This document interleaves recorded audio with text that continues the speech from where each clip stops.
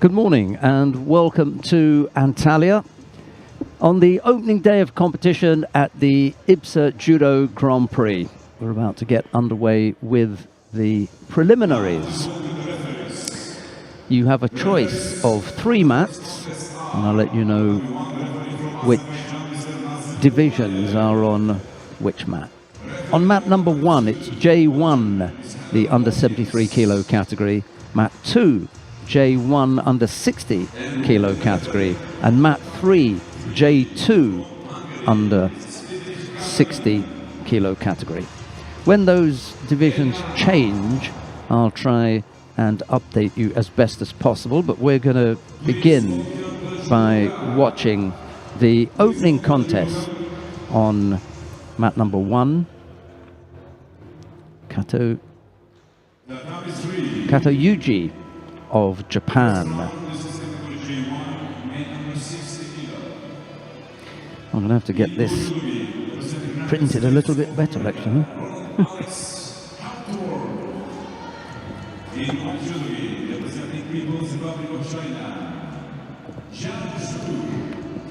Right. Kato Yuji of Japan goes up against Asilan Nolletov of Kazakhstan. It'll be Kato in the white judogi, Nolletov in blue.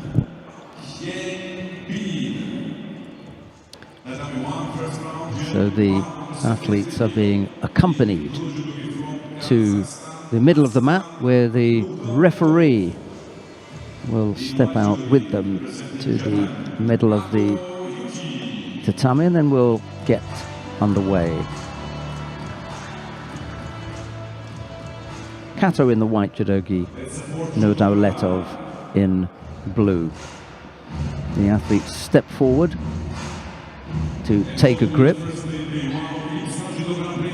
Kato has come to the tatami with a heavily bandaged head. And the referee calls Hajime, and we're underway. Kato shaped for an uchimata there, but Nolletov felt that coming, just pushed the right hip forward and kept him out. He went to the ground. There was no score. The referee called mate, and they're back up on their feet in the middle. They take a grip, and Hajime is called. Little foot sweep from Kato, and then again turning in for a right-sided hip technique this time. Not quite sure what it was that Kato was looking for there. Maybe an ogoshi, but it failed anyway. And Nolletov once again pushing his own hips forward and keeping Kato out. They grip up. Hajime is called. They move towards the right side of the tatami. Kato again turns to attack, falls onto his front, and now Nolletov can attack in newaza. There's an attempted turnover. It doesn't work out.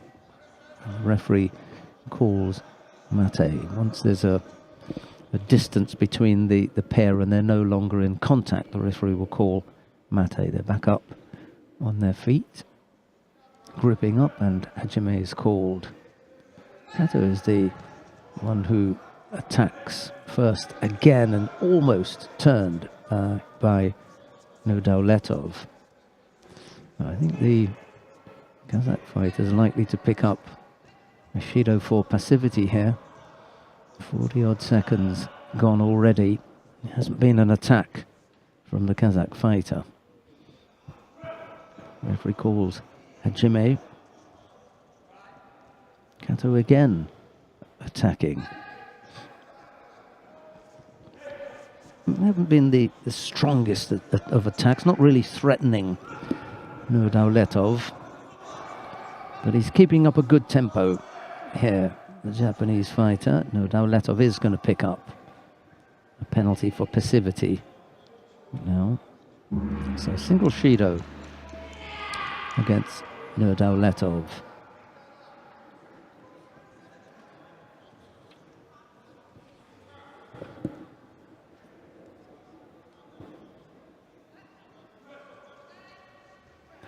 Jimmy is called and we're back underway. That was a better effort on the right side. Possibly Haragoshi or Uchimata leg technique anyway from Kato. Nolletov is really struggling here to find a little bit of rhythm and to come up with some attacks.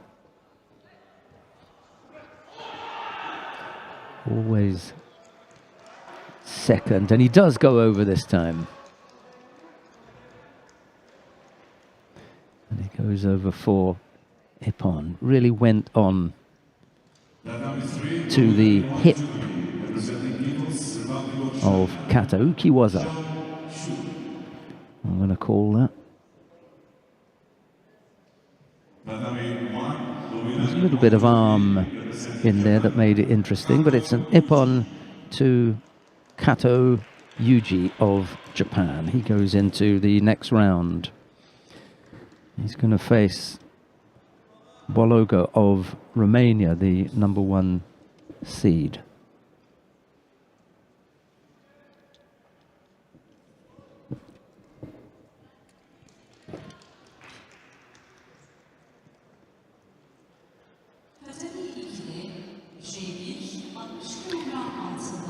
Right, who have we got coming up next then?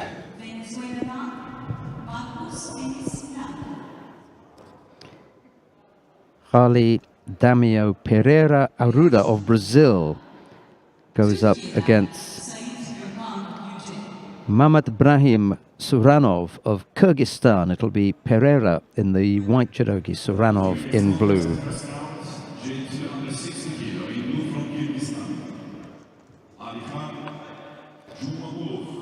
We're watching the J1 under 73 kilo category.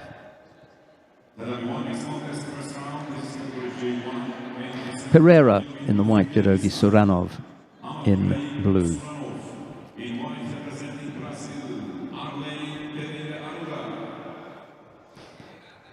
The referee has them in the middle of the mat, just making sure that the grips are fair and correct, and then once that is on, he calls Hajime, and there's a little Sutemiwaza on the left side from Pereira that has Sarvanov going over.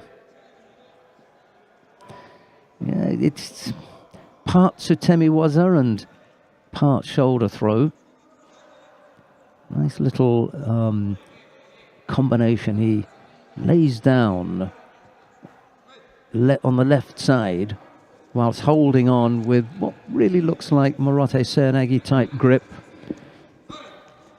He lays flat, pulling his opponent on and across his body, but with a shoulder-like execution. There's a nice cross between some Yoko Sutemiwaza lower down in the lower half of the body and Morote Sernagi in the top half. Very unusual. Anyway, he picked up a score of Wazari, and we're back underway. Sarvanov yet to make a move to attack. A couple of foot taps from both players. Pereira nice and comfortable because he leads by Wazari. A little Ouchigari attempt there from Sarvanov, but really didn't have Pereira worried about defending. And those foot taps from both athletes as they circle around are not really enough for the liking of the referee. He's going to call a Shido for passivity for both athletes. Quite right as well.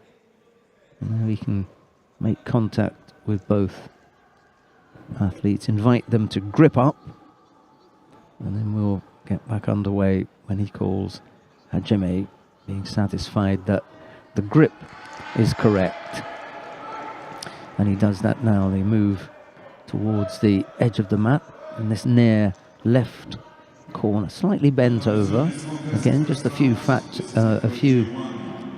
taps, and then again it's that little dropping Seonagi that Pereira uses to drag Sarvanov across his body as he sacrifices himself. So it's a little Sutemiwaza, Yoko Sutemiwaza, the lower half of the body, but the top half is Seoinage. It's quite a neat little technique. It doesn't come off this time. He scored Wazari with it the first time he tried it.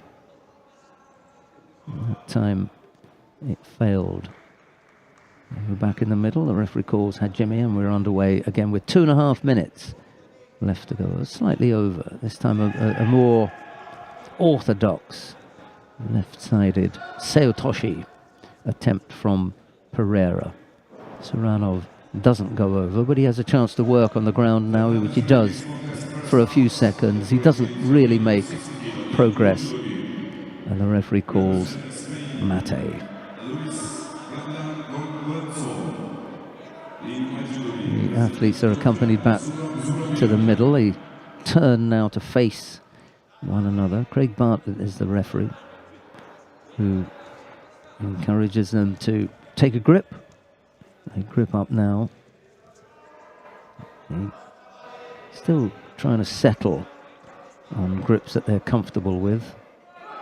And then the referee calls Hajime. Sarvanov really has got to attack here.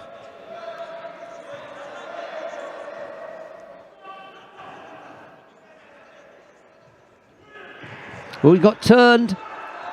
Pereira attempting the spinning Uchimata, and part of getting turned by Sarvanov was his own momentum, but he did that really all with the hands, Sarvanov. Good feel for that particular action. He took it over, and Pereira went down onto his side. So the scores are tied now. Wazari apiece. Yeah, really missed there. Uchimata Sukeshi, I think we're going to call that. Nice turn with the hands by Sarvanov. Wazari apiece. Both athletes have picked up a Shido each. We've got a little over 1.5 minutes left on the clock. 1:46, actually, as the referee brings them back to the middle.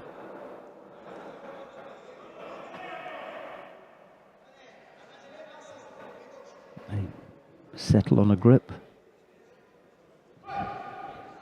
And we're back underway. Nicely poised here. Wazari apiece. Pereira getting caught after that attack, and he almost got caught there again. He went back to his favorite technique, the Ippon Seoinage with the Yoko Sutemiwaza bottom. But I think Sarvanov can feel that coming now.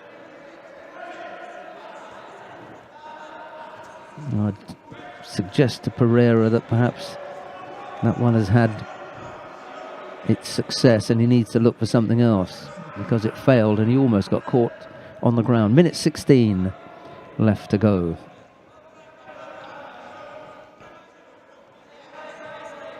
Back up and standing.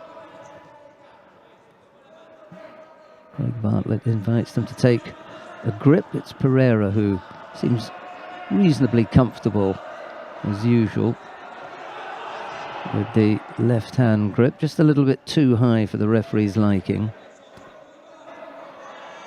And Sarvanov with the more orthodox right-sided grip, sleeve and lapel. Hajime is called. Again, a few little foot taps as they move around. Sarvanov attempts the right-sided Tomoe-nage but misses out, and then has to cover up in defense as Pereira looks for an opening, but there's no real progress on the referee calls mate.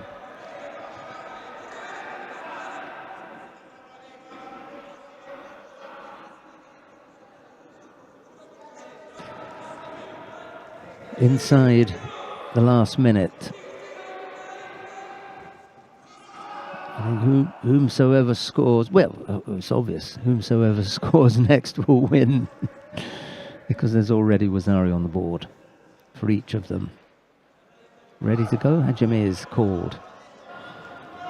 And it's Pereira who attacks with a left-sided makikomi, but it was more falling to the front, which is part of the makikomi, but he couldn't really get any rotation, and Sarvanov failed to go on the scoring part of the body. Sarvanov looking for a turnover, but it's blocked by Pereira.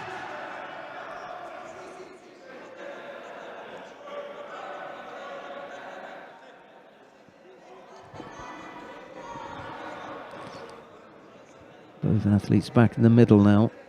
28 seconds left to go.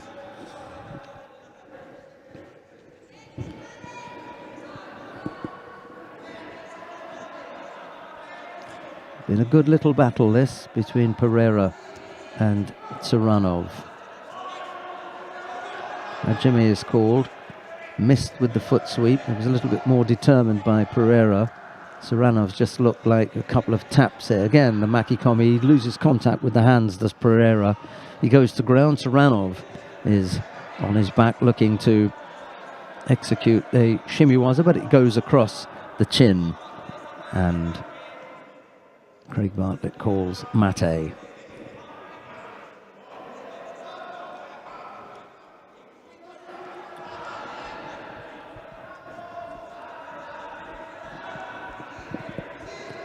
Last 6 seconds of regulation time. But this one looks as though it's heading for golden score.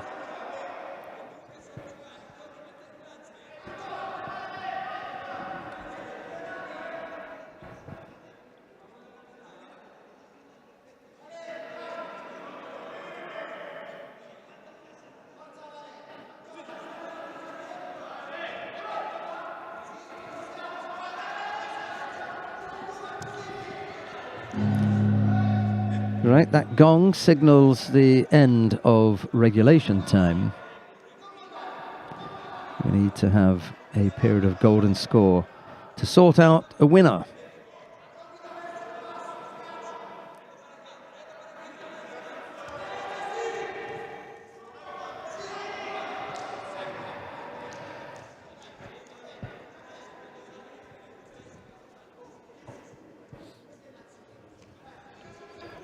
Right, so we've reached that stage where the first one to score wins.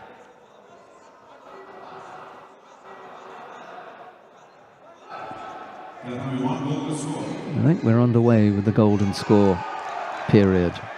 Pereira has had the better of the attacks and the more frequent, and he attacks there left-sided with a little seotoshi. It fails, and Sarvanov, as has been the way throughout the contest, has got to attack on the ground. He's just off the pace here, to be honest, Sarvanov. He needs to pick it up.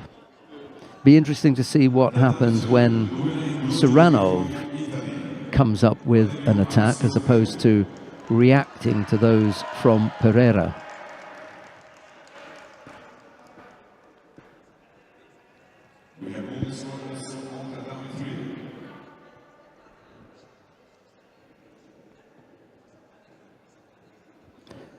Yeah, both athletes looking a little tired now. We're into the golden score period. Just wants to straighten them up a little bit here. The referee does, and he calls Hajime. They move to the near side left corner. A couple of foot taps, and they drift back towards the middle. Again, just a few foot taps, waiting for one of the athletes to launch a big attack here. Sarvanov just changing the grip a little bit. Oh, and what a little Yoko Sutemiwaza that was. Just sat down on one side. We're going to reclassify that one, sorry, as Kataguruma, I think. I'll just check with my my colleague Philip. Do you like that for Kataguruma? Yeah, it's a nice modified Kataguruma. He sits down off towards his right side and wheels his opponent over his shoulder. It was a beautiful technique, beautifully executed by Sarvanov. And he takes the contest. He goes into the second of the quarterfinals, where he'll face the winner of the upcoming contest between Yavuz of Turkiye and Eduardo Gaito of Argentina. That's the next contest on mat number 1. It'll be Yavuz in the white judogi, Gaito in blue. And that was a good little contest. We went into golden score to sort it out. But Sarvanov, who looked as though he may just be falling behind a little bit, he came up with a really, really nicely executed Yoko Kataguruma, I'm going to have to call that.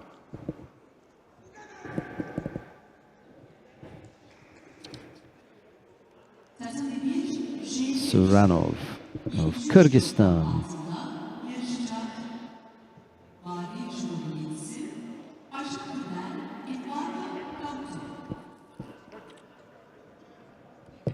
Right, we're just waiting for the two athletes to come to the mat. As I say, it'll be Yavuz in the white judogi, Gaito in blue.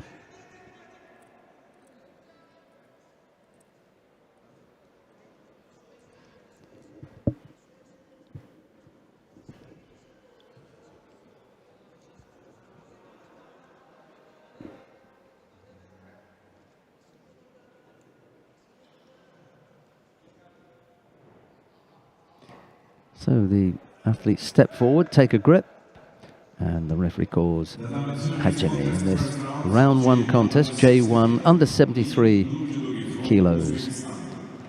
Both athletes up slightly bent over and defensive looking. There's a Yoko Tomoenagi effort from Yavuz, but Gaito is able to step off to his right and avoid getting caught in that. They lose contact and the referee calls mate. Stands them up, they come back to the middle to take a grip. Olivier de Ross is the referee in the middle and he's happy with that, calls Hajime, and we're back underway.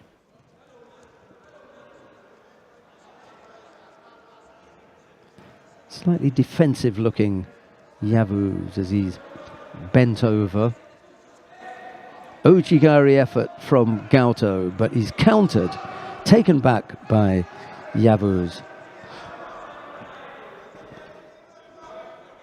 with Kosotogake.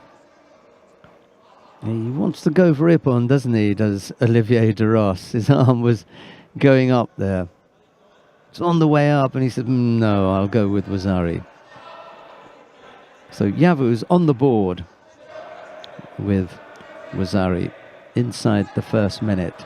He also has a little go with the Yoko Sutemiwaza. It doesn't come off, but they don't lose contact. He stands back up. They stand back up. And then they lose contact, at which point the referee calls mate. Brings them around.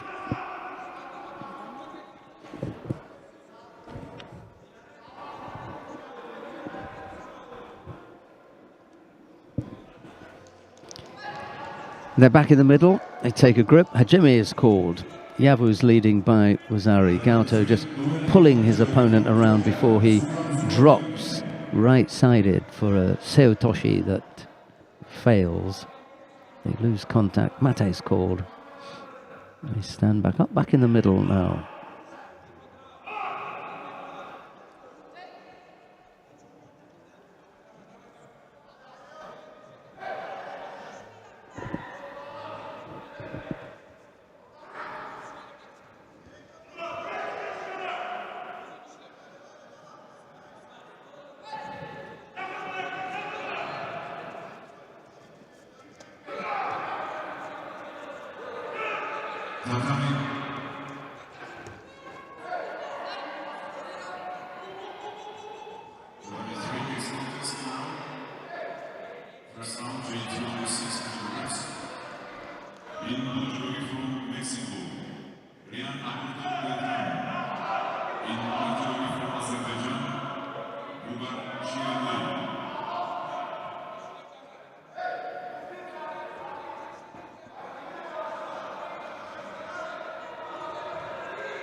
Nice attack right-sided with a little makikomi from Gaito. It doesn't result in a score, but Yavuz has to defend strongly against it. It was a good attack from Gaito. The referee calls Hajime again. And Gaito's the one doing the pulling around. He got counted the last time. I'm okay with that. Dropped to his knees and came up with an Ouchigari. They lost contact again. I hope he's not going to get called for a false attack. I thought it was a reasonable effort from Gaito.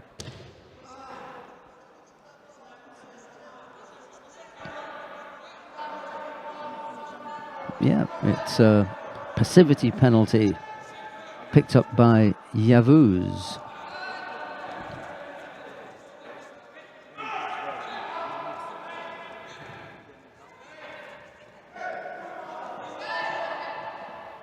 Hajime called after the Shido to Yavuz. Gaito, little Kochigari before he attempts a right-sided makikomi, but he goes to his knees and he misses out on coming up with a score. It gives the opportunity for Yavuz to attack on the ground. He's on his back. He attempts the shimiwaza, but it doesn't go anywhere, and the referee calls mate.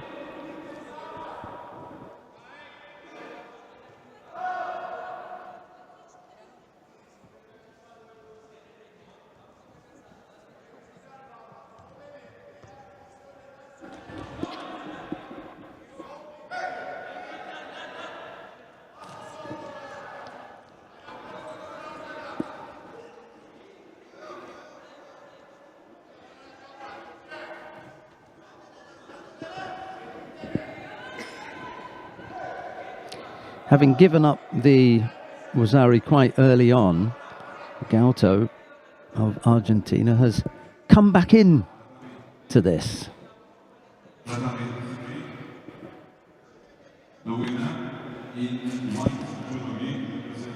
He looks the more likely to score at the moment, does Gaito. Minute 48 left on the clock. They grip up again. Hajime is called. It's Gaito who's initiating the movement. He comes up with the little Ouchigari again. That fails. He almost manages to drag Yavuz onto his back to attempt the Seotoshi. It doesn't quite work out that way for him. And Yavuz losing energy pretty quickly here. If Gaito can keep up the tempo, he may come back to take this. Minute and a half left on the clock. Gaito with the Yoko Tomoenagi, but it's not the strongest. He may just get away with that.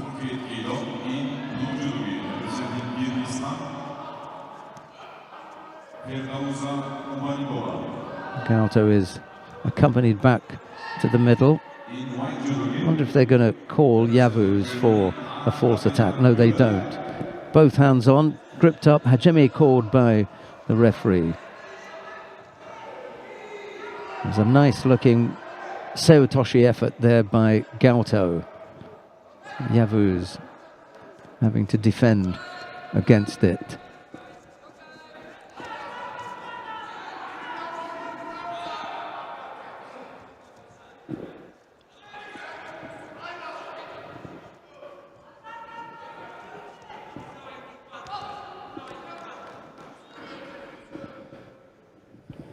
Back into the middle, gripped up. Here comes Gaito again. Yavuz coming under some pressure here.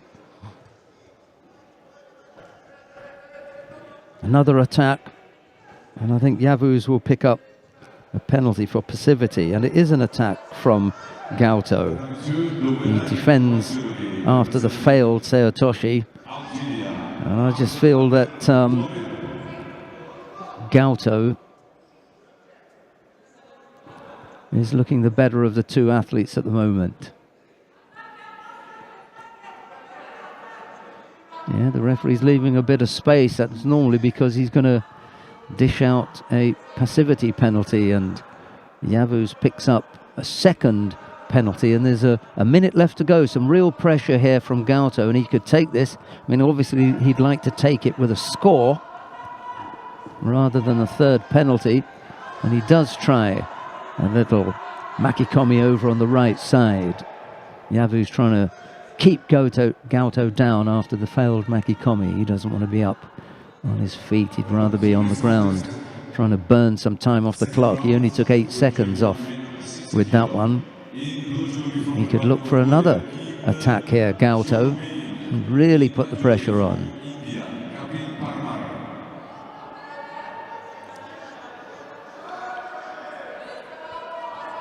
They're back in the middle, gripped up, ready to go. Hajime is called.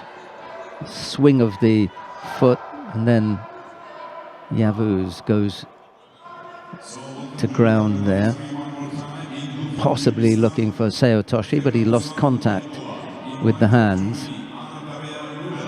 I don't think they will call for a false attack there, but it was pretty close. They're invited to grip up again with 48 seconds left to go. Yavuz still leading by Rosari. Tomoinagi missed completely. Right-sided Seotoshi effort in response from Gaito. Yeah, it's a good passage here, and Yavuz needed to come up with an attack. He came up with a Tomoinagi attack, and it was Gaito who responded with Seotoshi. 42 seconds left to go. Here comes Gaito again.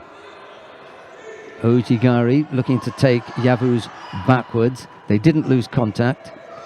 They stood back up, and Gaito attacked with Seotoshi. Yavuz able to avoid that. No score. 32 seconds left to go, and Yavuz still with that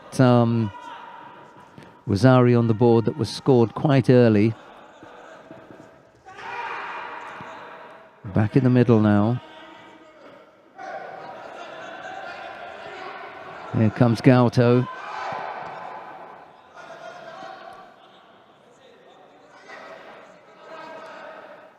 Yavuz got turned, but not for a score. 27 seconds left to go. I feel that Gaito can steal this.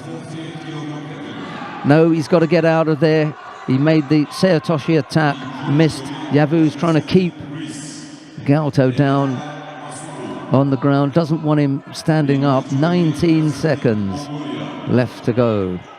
Is there something left in the tank for Gaito? Good pressure from the Argentinian. Yavuz hanging on. Gaito. Seotoshi almost got turned, and now Yavuz can work on the ground and just see out the last 10 seconds. He really had to battle hard there. There are 4 seconds left on the clock as both athletes stand up from the newaza exchange, but there's not going to be long enough for Gaito to come up with something here. Yavuz is going to hang on to his single score of Rosari that was scored within the first minute, and he'll go through to face Sarvanov in the second of the quarterfinals. Just the formalities really to be gone over here, the last 4 seconds.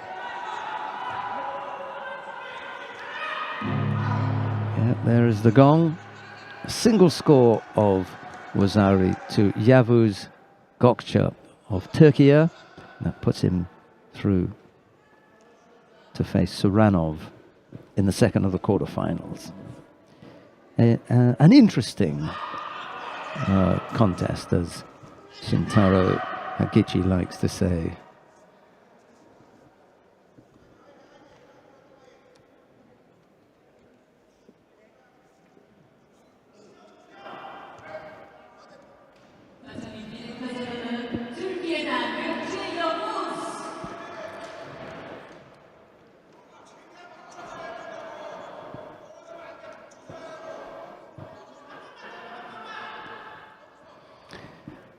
Right, we've got another contest coming up in the J1 under 73 our kilo category. Just make sure I get this right.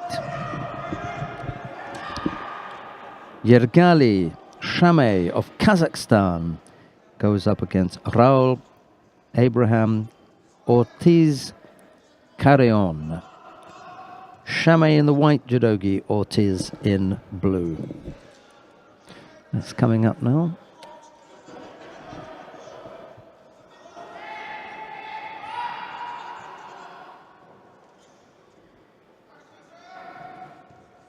Next contest on Tatami 1, round 1. J1 under 73 kilos in blue judogi, representing Mexico. Raul Ortiz Pereira. The two athletes will be accompanied to the middle of the mat by the referee.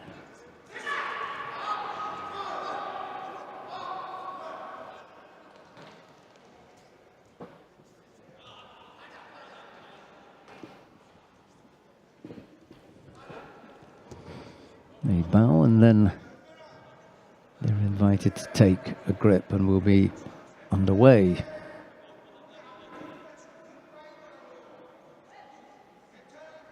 Opening round in the J1 under 73 kilo category.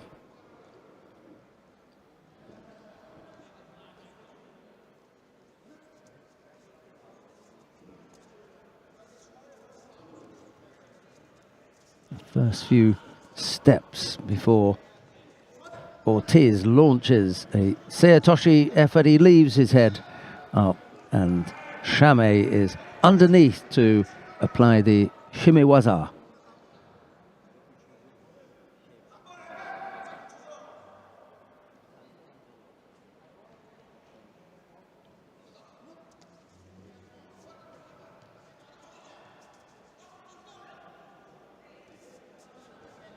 Yeah, unfortunate for Ortiz. He just couldn't protect the neck there, left it exposed, and Shamay took full advantage of that. This happened. There was a nip-on on mat number 2, Parma of India, with a big ojigari on Kim of Korea.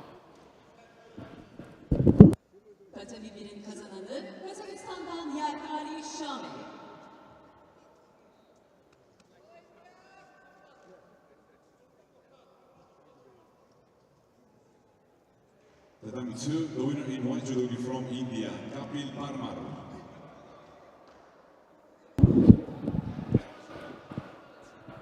So Shamay, the number 2 seed, into the third of the quarterfinals. He's going to face the winner of the upcoming contest between Armindo Rodriguez of France. He goes up against Inyebo Lamani of South Africa.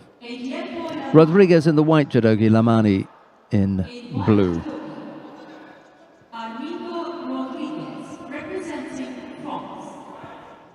Right, we're underway already. Hanging around from the referee, got them gripped up quickly, called Hajime. Huge Uchimata effort there from Lamani. Right-sided effort, right-sided Uchimata scores Wazari on Rodriguez, and it's Rodriguez now being held. He only needs 10 seconds. Wazari, Awazati upon. And a really nice Uchimata from Lamani. So that win puts Lamani into the third of the quarterfinals. He'll face the number 2 seed, Yergali Shamay of Kazakhstan.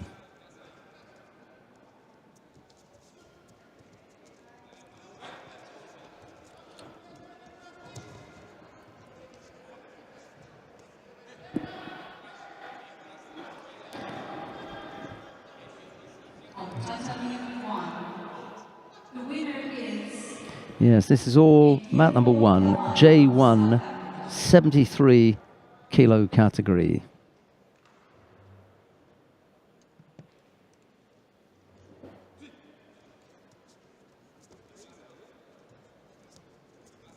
Right, coming up next, we're going to see another first round contest in the J1 under 73 kilo category.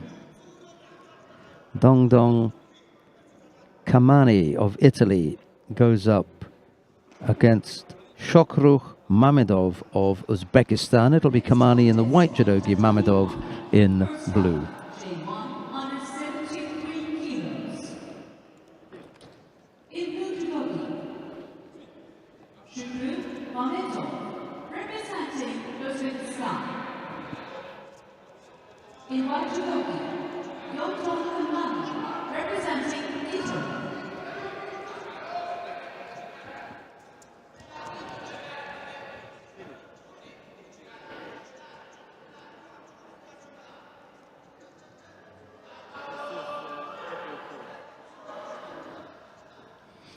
Kamani already on the board there. Early score for the Italian. Mammadov getting caught.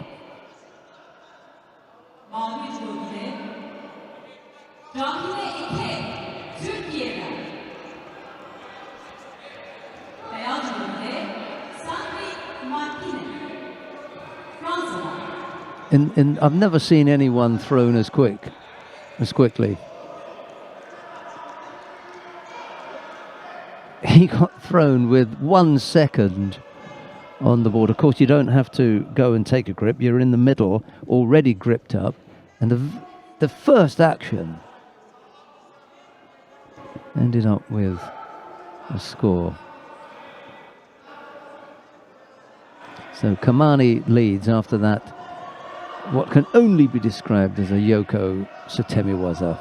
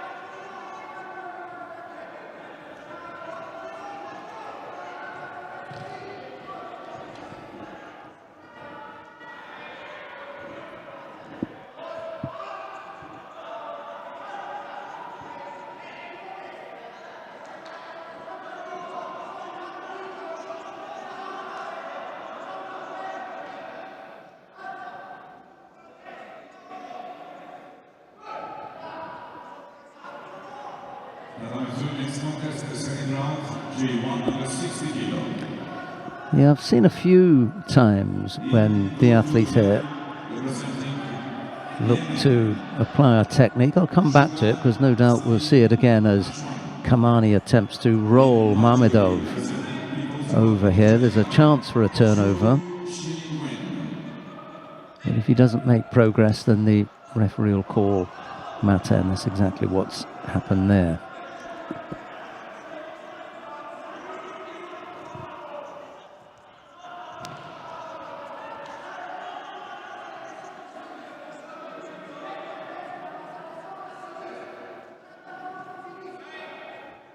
Two and a half minutes left on the clock. Kamani leads, having scored with Yoko Wakare. I think we better define that as. Both legs. He takes his opponent over both legs.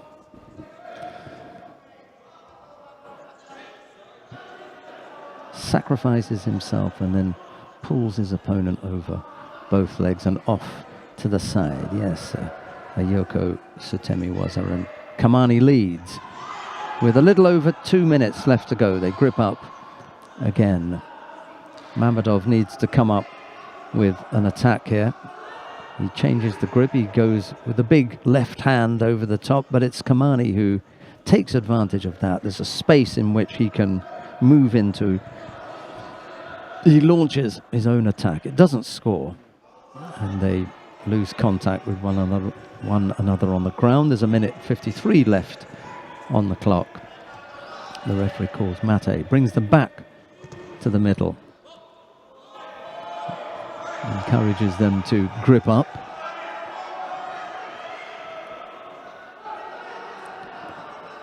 And then we're underway again.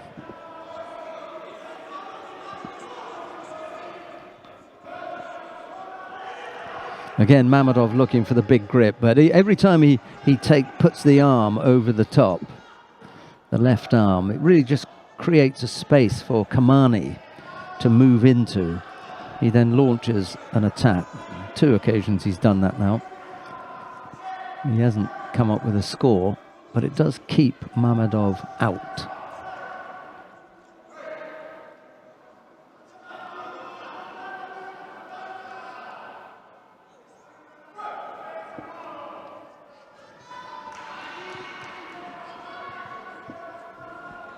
And if the pattern is going to continue, this time Mammadov hasn't let go with the left hand. He does now. He goes over the top and he comes up with his own Tsutemiwaza, but it fails. Kamani keeps contact with his opponent and attempts a turnover. It doesn't work. The referee calls mate, and we've got a minute 10 left on the clock.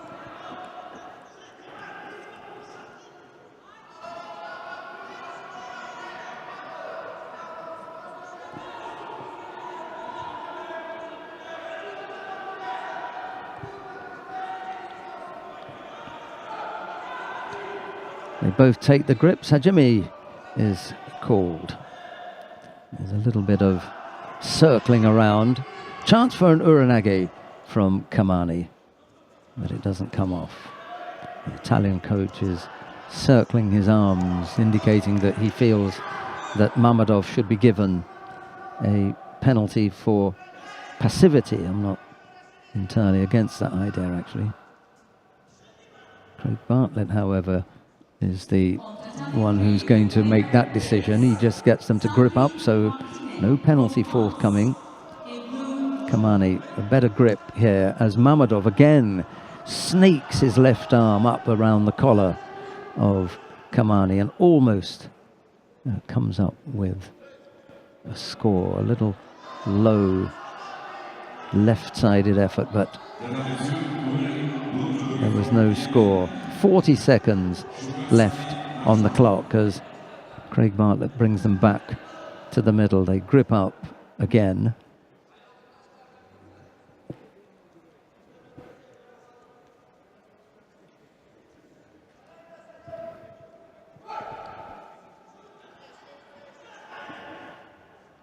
And we're underway. Little Yoko Tsutemiwaza effort failed from Kamani, almost put himself in danger of being held, but Mammadov not able to come up with the Osai Komi.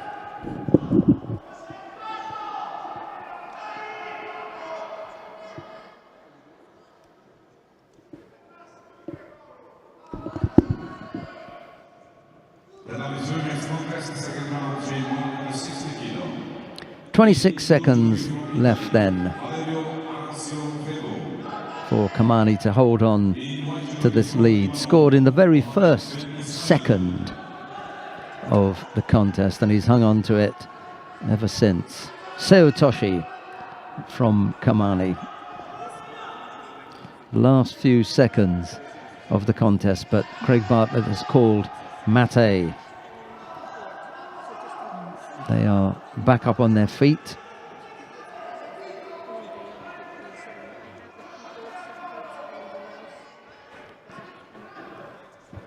Last chance for Mammadov to come up with something. Again, Kamani trying to ambush his opponent there with an immediate attack as soon as the referee called Hajime threw himself down onto his side, looking for that Yoko Wakari, but it didn't come off. 5 seconds left to go. I was going to say I haven't seen anyone throw with that little time on, but given that he scored and it still said 1:59, or sorry, 3:59 on the clock, then 5 seconds is plenty of time.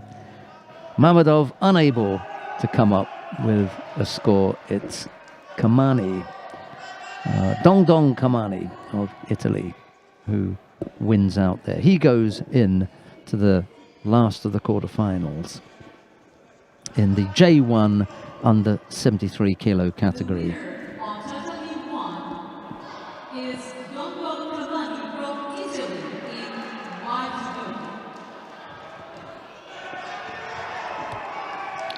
judo. Right, we've got one.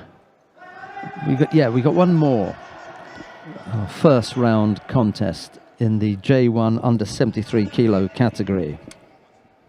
Badrakh Chulumsuk of Mongolia goes up against Jibrilo Yafa of Portugal. It'll be Badrakh in the white judogi, Yafa in blue. I think we're going to go with that, aren't we? Badrakh in the white judogi, Yafa in blue. The last of the first round contest in the J1 under 73 kilo category. The winner of this will face Dong Kamani of Italy in the last of the quarterfinals. And just on the left of the shot, bowing now and about to take his seat in the coach's chair for Mongolia, is the former world champion and Olympic bronze medalist Ashpata Saganbata. Put on a bit of weight as Ashpata. He came up to the commentary position this morning. Huge guy. He went through the weight categories, competed internationally at under 60, under 66, under 73 and under 81. I dare say he could have gone under 90, but he probably retired by then. He may not even make under 90 kilos now.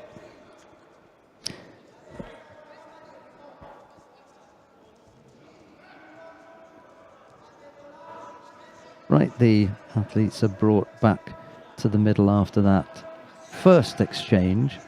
No score. They grip up now. And the referee calls Hajime.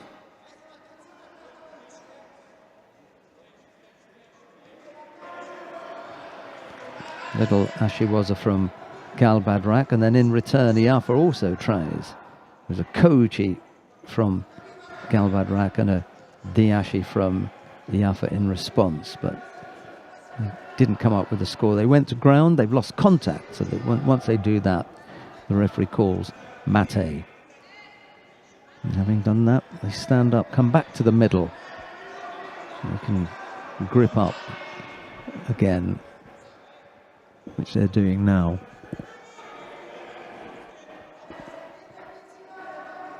Just want to make sure that the grips are fair before Hajime is called. And we're back underway. Koichigari brings Yafa down onto his front. He responds with Tomoenage for Ippon. That could be the Ippon of the day so far. Yafa, really lovely, executed, right-sided Tomoenage. Well, hang on a minute. Does he, is it right-sided Tomoenage? Does he assist it with the left foot? Doesn't seem that. I just saw the Tomoenage to begin with. He goes down. He does have the left foot in there, but I'm going to go with my original classification. It's right-sided Tomoenage. The left foot does come in there and help, doesn't it? But let's stick with the principal part of that technique. Right-sided Tomoenage. The left foot came in on the other leg to help, but really it was Tomoenage. If you look at it on the other side, it's Tomoenage with the left foot and with the right foot, and then the left foot helps, no doubt. I mean, you could even say it was Sumigaeshi. But you can have another look. But I'm gonna stick with the right-sided tomoe-nage. Here we go. There's the tomoe-nage, and then comes the left foot in to finish it off with sumigeshi. But it's hidden. The bigger part of the technique, which I think is right-sided tomoe-nage, is hidden because the left leg comes in. But the finish, if you look at the right foot, it really does finish it all off. Right-sided tomoe-nage. Right, we got a change of category. It's J2 under 73 kilo category coming up next. I just have to put Yafa into the next round. Yafa's going to face Dongdong Kamani. So I've got the lineup for the J1 under 73 kilo category. J2 under 73 kilo category is underway now. I'll give you the names in a second. I just need to get that sheet out. This is going to be a while, isn't it? How many have we got in here? 14 judoka. We had 16. A nice even number. No, 15. Just one by in there.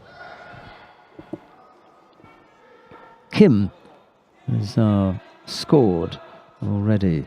That is Kim Dong-hoon up against Roberto de Almeida Lomba of Luxembourg. De Almeida Lomba in the white judogi, Kim in blue. And here's the score. Right-sided Seotoshi from Kim. I'm going to call it Seotoshi. I previously referred to that as Marote Senagi. That one was Ippon Senagi, but Neil Adams tells me that the Kodokan are classifying everything under the previous heading of Seonagi. They're just going to stick with that. They're not going to make a distinction. Right, Kim into the next round. He's going to face Seto Yujiro of Japan in the first of the quarterfinals.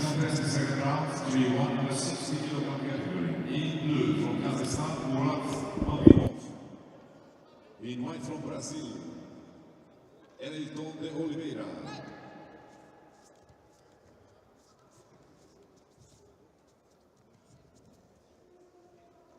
On tatami 1, next contest, first round. J2 under 73 kilos, representing Uzbekistan. In blue judogi, Uchkun Kurambayev. Representing Lithuania, Osvaldas Vareikis. In white judogi.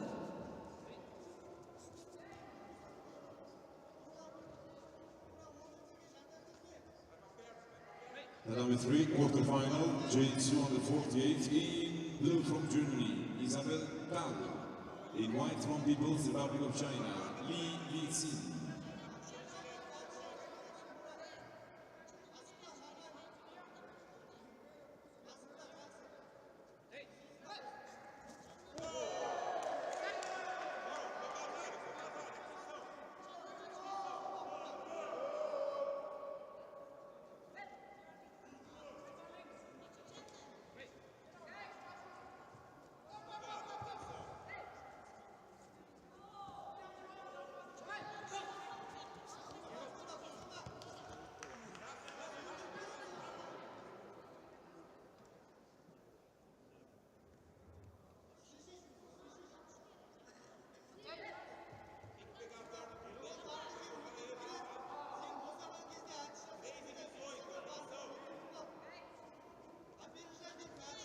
Tatami 3, the winner. In white judogi from People's Republic of China, Li Xin. Li goes to the semifinal, town of Germany in the repechage.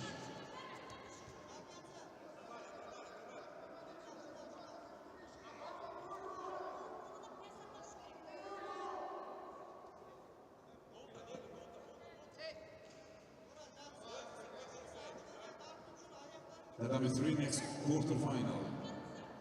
Category J2 under 48 kilo. In blue judogi from India, Kokila. In white judogi from Switzerland, Carmen Rusik.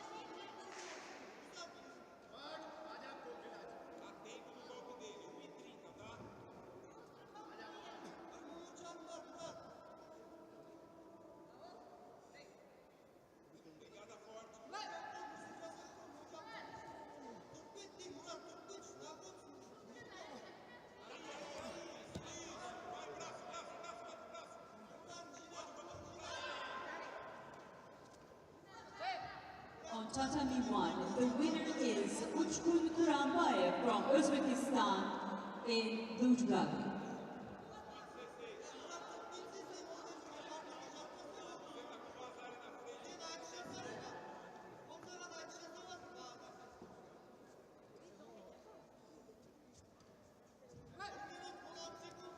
Tatami 1'de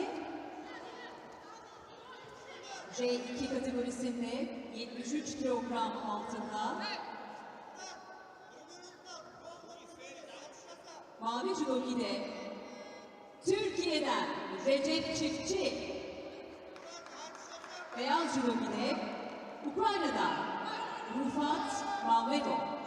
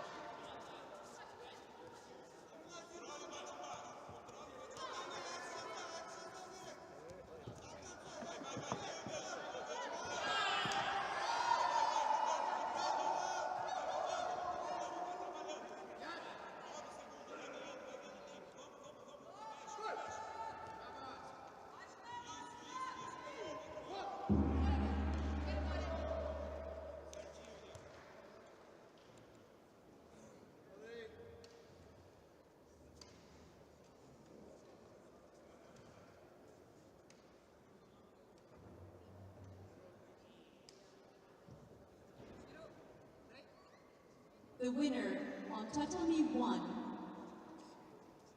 in white judoki, Rufat Mammadov from Ukraine. Tatami 3, the winner was in blue from India, Kokila. Kokila goes to the semi-final. Uzik of Switzerland will be in the repechage.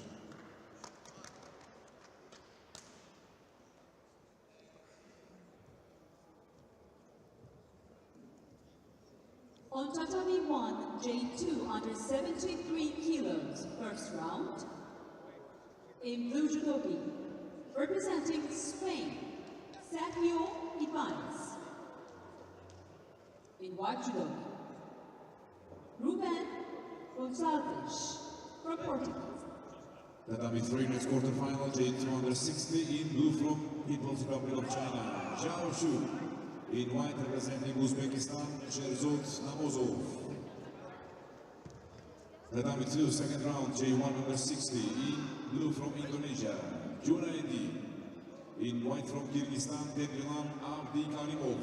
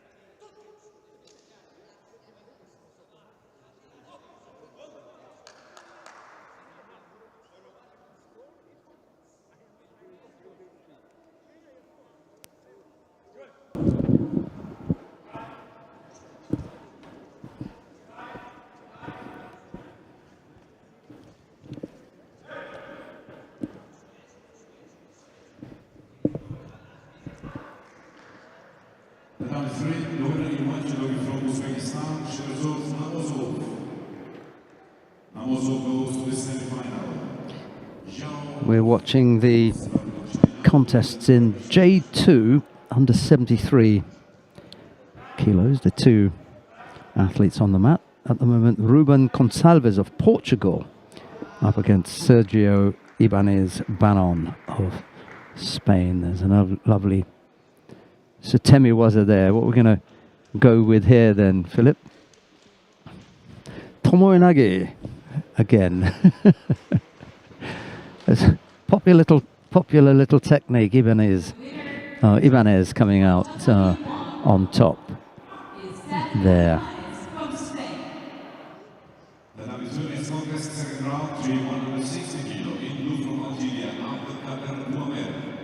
I think that was Ibanez, wasn't it? Winning out.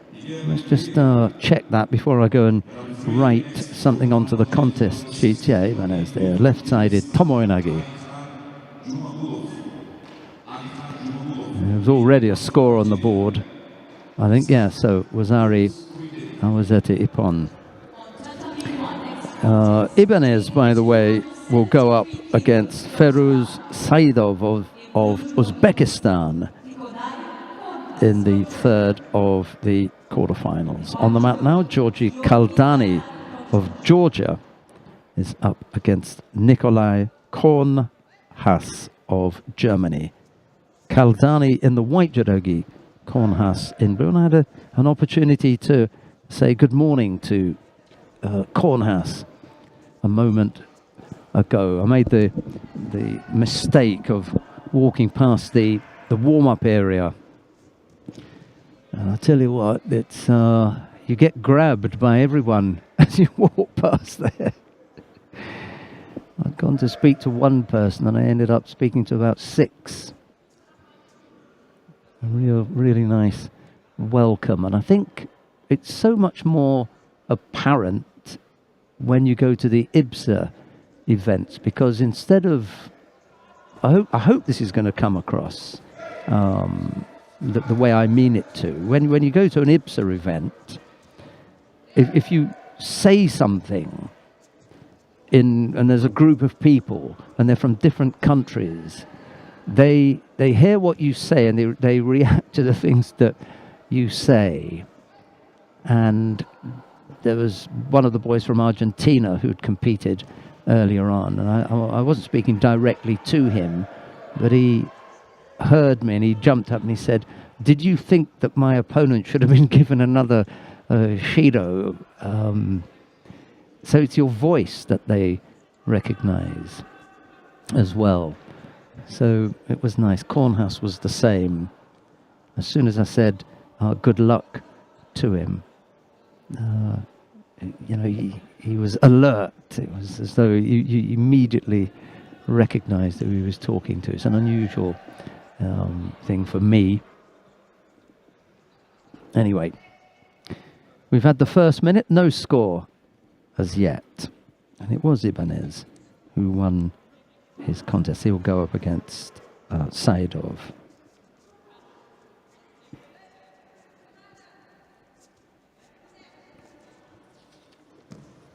J2, under 73 kilos. Just trying to make sure that they're comfortable with the grips.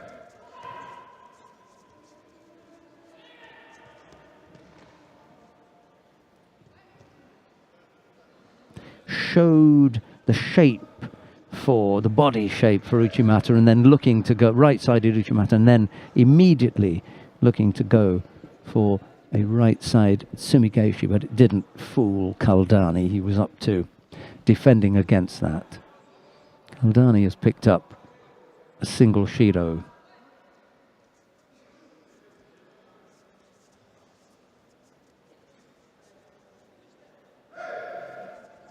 They grip up again. Ajame is called. Where is this going to go? When is Kaldani going to launch an attack? Again, Yoko Tomoe-nage from Kornhaas. It's blocked by Kaldani, who gesticulates to the referee as if to say, well, that wasn't a very strong attack. They're strong enough to make Kaldani block it, and once you have to defend an attack, then that's strong enough to class as a valid attack. And Shamay's called a little bit of foot tapping from both athletes.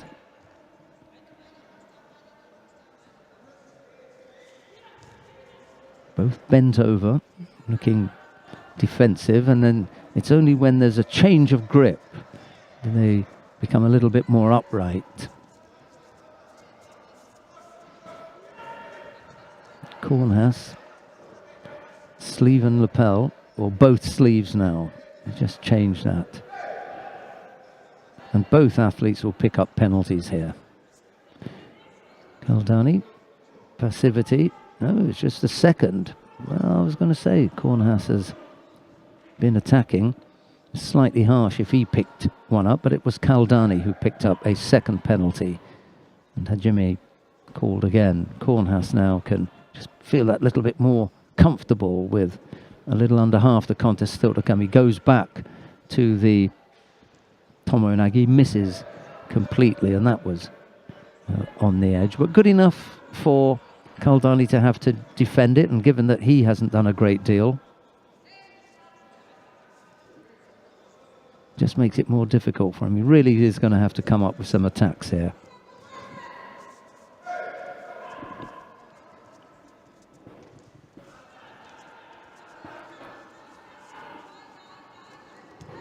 This time it's Kornhaas who looks a little bit defensive, bent over.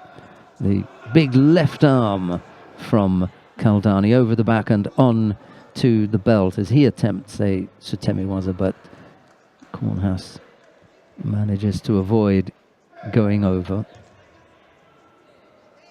There's a chance for Kornhaas to work on the ground, but he doesn't take it.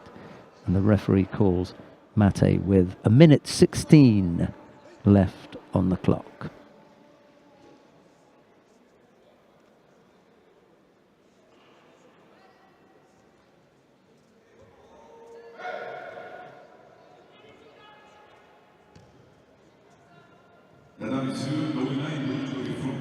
Tomoe-nage again, and that was a poor one.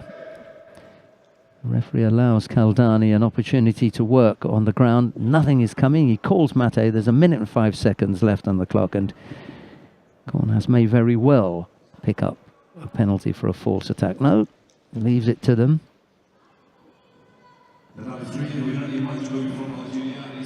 Just got to look now whether Kornhaas goes for that Tomoe-nage again as a get out of jail card. No, he goes for a makikomi, but that was also fairly defensive from Kornhaas, playing a tricky little game here is Kornhaas.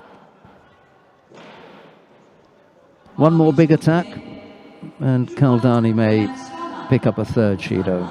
He just hasn't been up to speed here, Kaldani.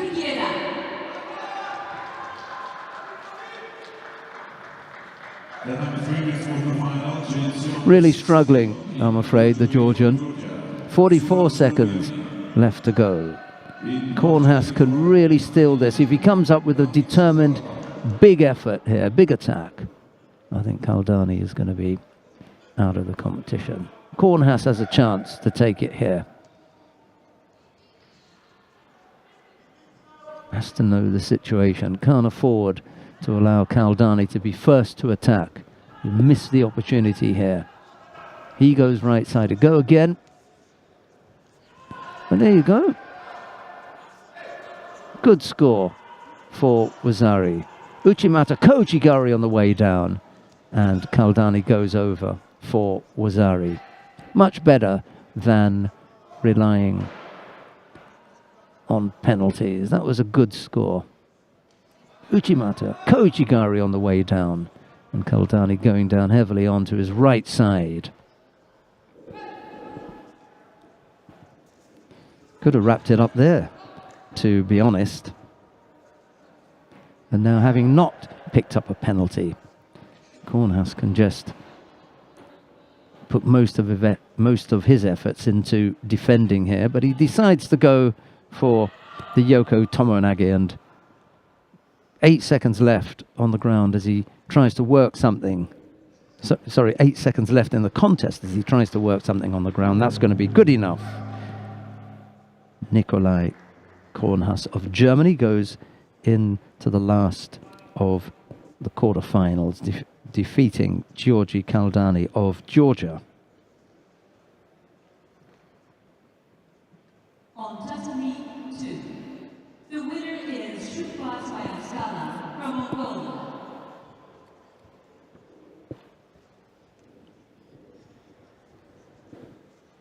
Right, who have we got coming up next?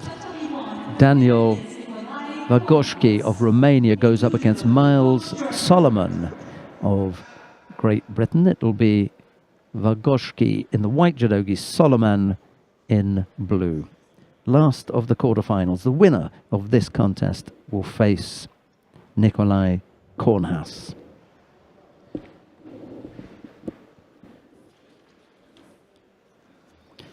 I think we're probably just going to stick with the 2 weight categories down here, aren't we, Philip? Because I can see the J173 kilo category quarterfinal coming up next, so we'll go with that. In white judoka, Daniel Markowski from Romania. Quarterfinal, J257 in blue from Germany, Lamani, in white from Spain,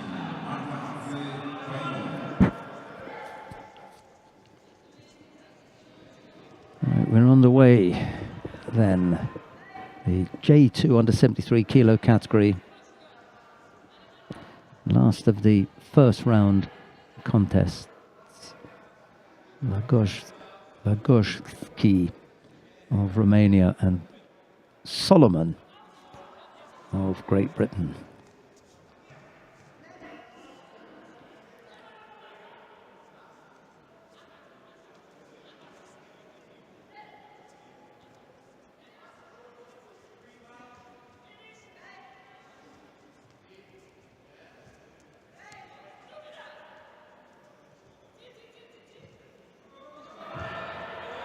Left-sided Seotoshi from Solomon catches Vagoshki for Wazari.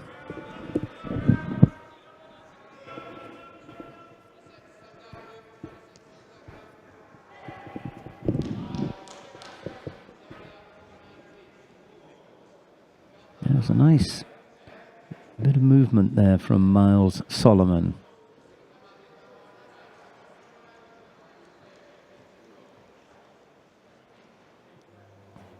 Turn from right to left.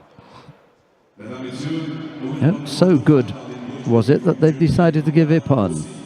Vagoshki disappointed, of course. Having gone out, there's not a great deal he can do, but let's have a look at the... Oh, and I think maybe this was given for head avoidance. You know, it was for the avoidance. Yeah, bridging. Yeah, bridging on the head is probably clearer from this side.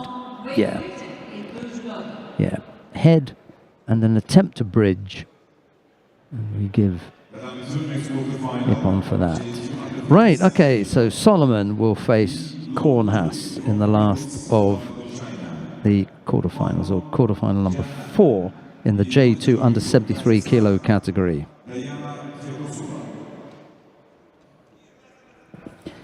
Right, so we can come back now to the J1 under 73 kilo category. It's the first of the quarterfinals. Florin Alexandru Bologa, the number 1 seed, goes up against Kato Yuji of Japan. It's Bologa in the white judogi, Kato in blue.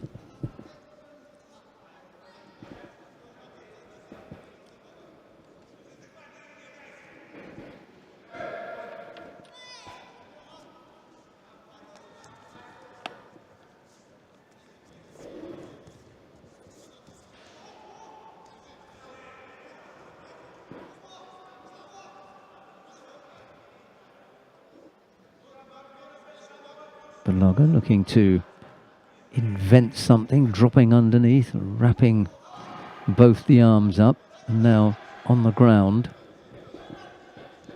looking to apply the shimiwaza.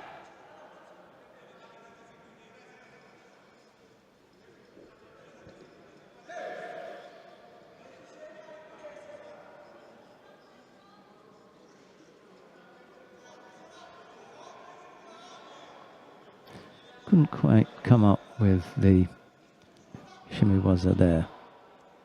Right arm, right hand underneath, left hand just sliding down the collar, ukuri erijimi, but not able to execute it.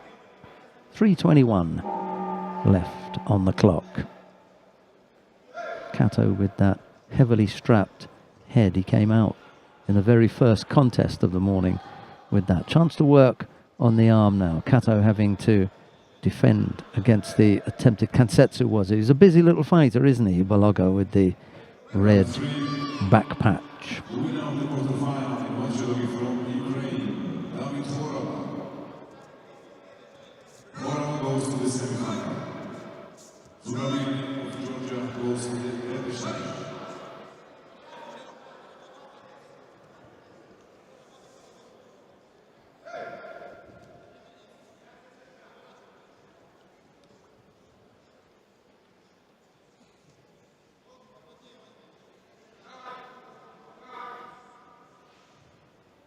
Not really going to get very far. Kato attempted an Uchimata with just a hand, one hand on. The other hand was down on the tatami. Never really threatened there. There's a better chance here for the Jujigatami. Got the legs in the right place. Head is nice and trapped. Just got to free the arm now. Working to free the arm. Good defense from Kato, and the referee is going to stop that. Yeah, well defended by Kato Yuji.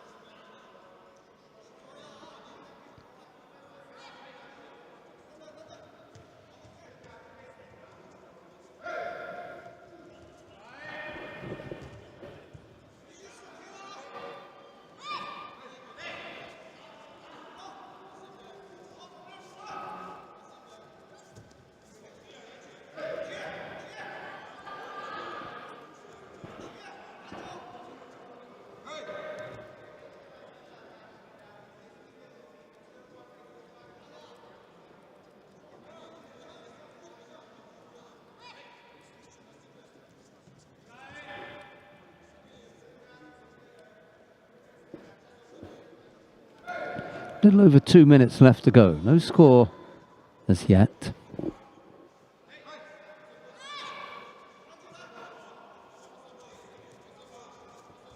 Both fighters bent over. Kato having a little stab over on the right side.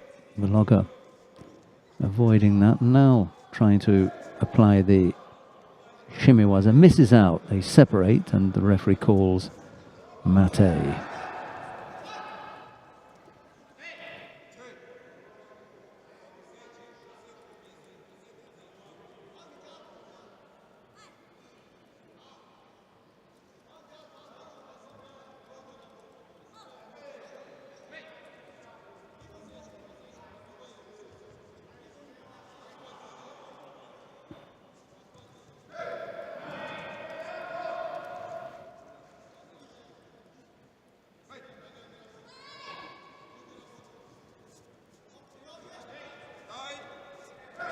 Wazari on the board for Baloga, catching Kato there over on the right side. Very quickly done. Yeah, I don't know, Philip, if you've noticed that a lot of people are employing that. There's a mix of techniques there. The finish on the shoulder, if you look at the finish, I mean, that just looks like a Seoinage finish. However, if you look where he sits down and he takes him right across the body, you know, so there's this mix between Yoko Wakare down at the bottom end, you know, of the body, and Seoinage on the top. And it's not as though one or two people have employed that in the weight category. That's the third person that I've seen attempting that, probably the second person I've seen scoring with it. So it's a go-to technique for a few of the athletes in the weight category. It's a sacrifice technique without any doubt, because they throw themselves. They go on to the back or the side themselves. They have to bring their opponent across the body. It's not as though they step across and they go over one leg. They have to go over both legs. This is a left-sided effort from Fedosova of Kazakhstan. Oh, no, it's not. It's that's down on mat number 3, I beg your pardon. Oh, mat 2. So that's Wang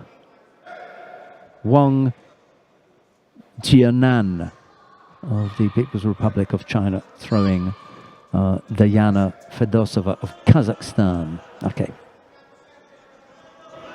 48 seconds left then.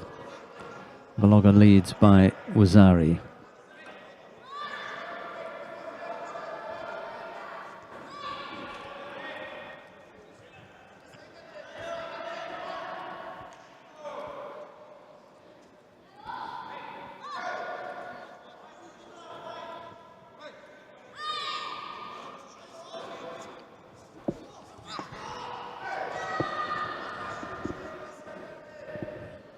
.39 seconds left to go. Baloga is blowing here a bit, to be honest.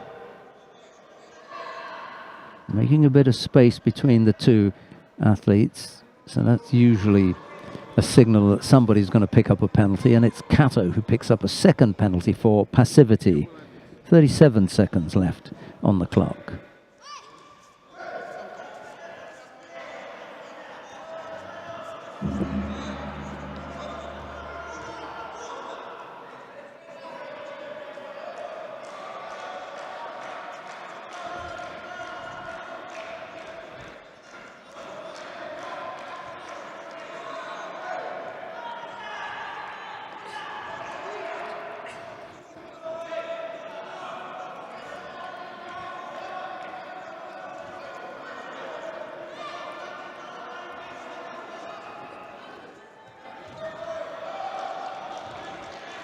.18 seconds left on the clock. Kato really has to come up with something a little bit special here to catch Baloga,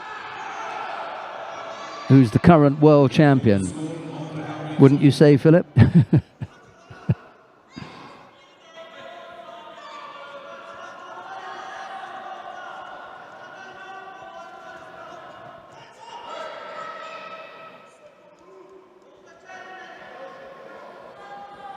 Baloga picks up a penalty, but I can't see it affecting the contest too much now, the outcome of the contest. We'll drift over to the edge of the competition area, and it's really up to Kato to come up with something.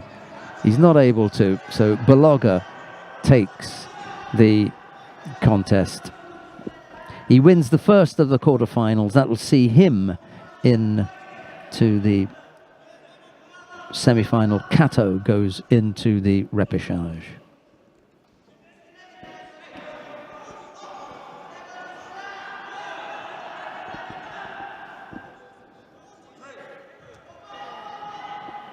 The winner of Category 1 is from Romania in white judo.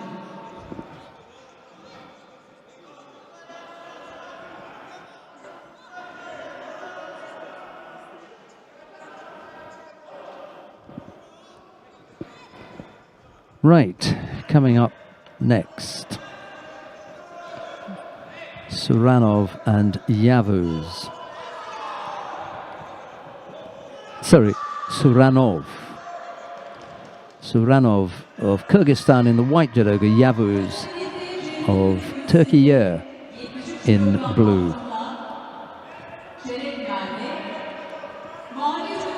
Action from the adjoining mat. A second score by Wang Jianan, throwing Fedosova.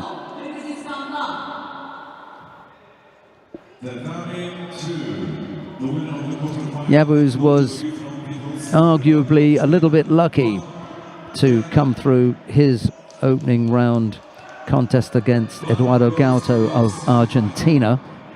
Well, that's history. He's there now in the quarterfinal, and the winner of this will face Florin Baloga of Romania. Coming up to 25-12 here in Antalya. Category J2, women under 57 kilo. In blue judogi, representing Japan, Udo Hiroko. In white judogi, representing Brazil, Lucia Araújo.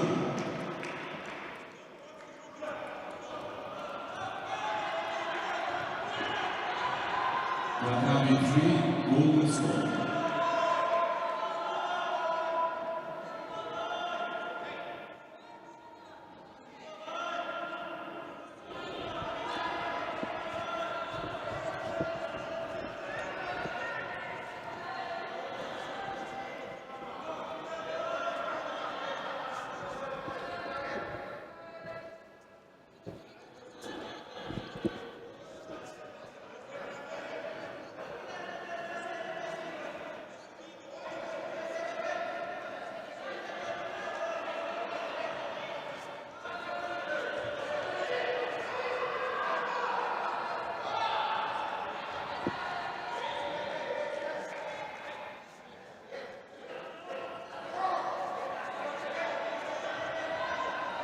Yeah, they're all at it, aren't they? Well, it was Yavuz actually this morning that we saw, so we can't really fall back on that. Yeah, he almost paid the price there. You can see what he wants to do. He drops onto his side, so that's the Sotemi was a part of it, and he wants to bring his opponent right across the body using a kind of seonagi top. I'd be interested to see how they classify that particular waza.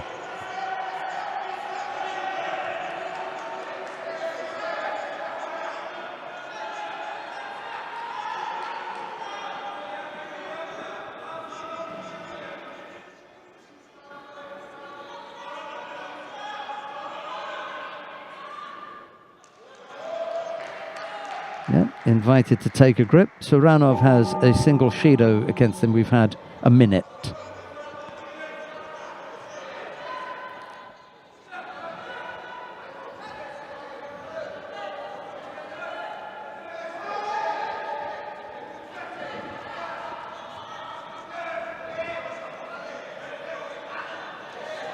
Number 3, the winner of the quarterfinal in white judogi from Brazil, Da Silva.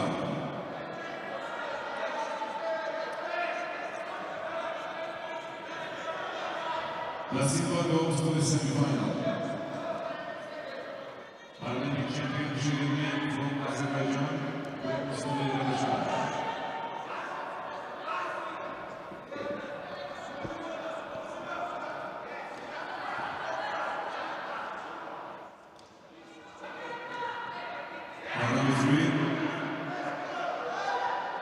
Next contest, quarterfinal, J148 kilo. In blue judogi from Indonesia, Arasati Novia. In white judogi from Brazil, Rosiclinde de Andrade. No scorers yet. Single Shido picked up by Sarvanov. 2 minutes and 28 seconds left on the clock in this second quarterfinal. The winner will face Florin Baloga. Again, Yavuz with that little Sutemi-waza.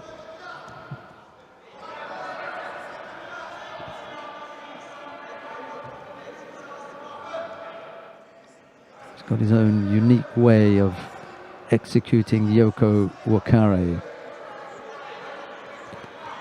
But he hasn't been able to catch Sarvanov as yet.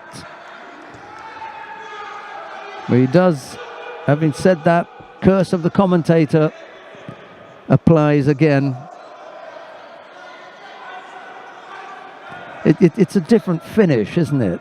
You know, you're just supposed to throw him over using the hands, but he hangs on to him and rolls. I'm going to ask Shoshida Sensei what we call that. They're all giving it a go. Anyway, Yavuz leads.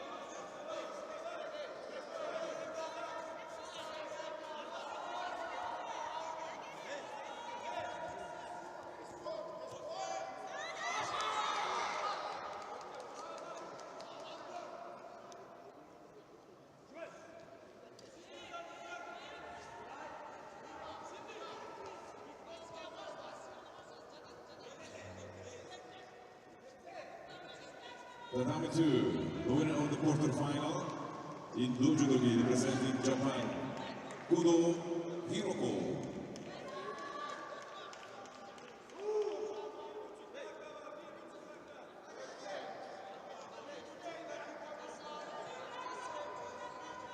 Kudo goes to the semifinal. Araujo of Brazil will be in the repechage.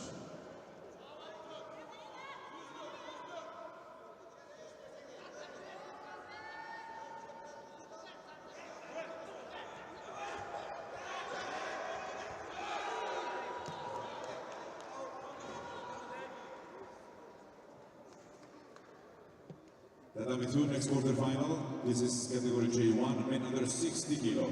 In blue judogi from Venezuela, Marcos Blanco. In white representing India, Kapil Parmar.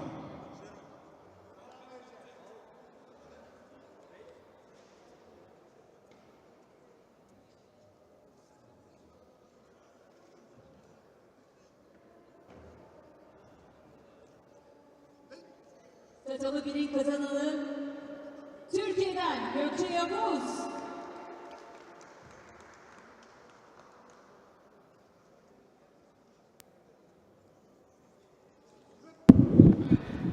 I'm glad I've cleared that up. I've gone to a member of the refereeing commission just to make sure that I was picking up on the right thing. And yes, they're all in agreement. It's a variation of Yoko Wakare.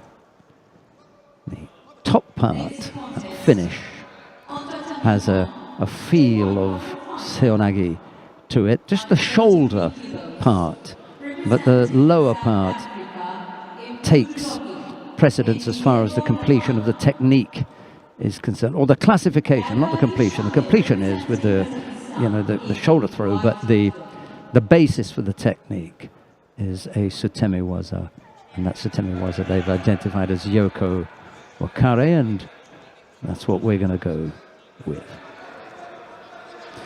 Right, it was Yavuz who overcame Sarvanov, and I tell you what, Lamani is on fire here, isn't he? There's another score early on. Ndiebo Lamani of South Africa throwing Yagali Shamay What did he catch him with? A little ashiwaza. Beautiful reaction.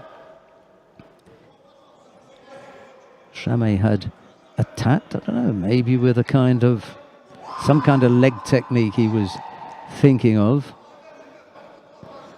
But he got taken over with a little ashiwaza for Wazari.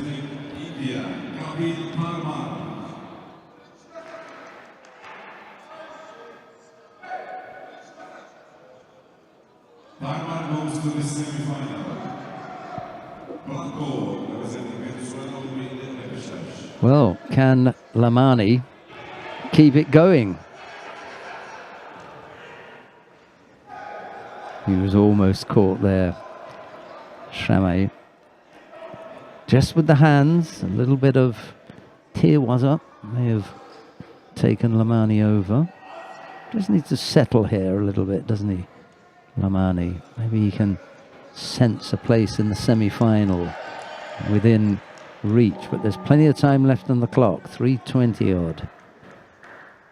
He had a really nice Uchimata early on. Gonna have to stay off this one from Shamay. I'm not sure if that last action from Shamay is going to warrant a score. I'd go with the referee there. I wouldn't have given anything for that.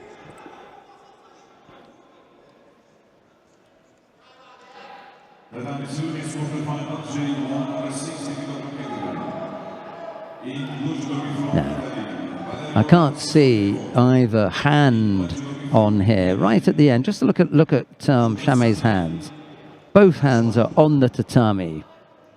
So my question would be, what's your technique? There's a man with his hand up signaling ippon at the back. I want to pick him out in particular and ask him to name that technique. Yeah, you come up here and tell me what that technique is then.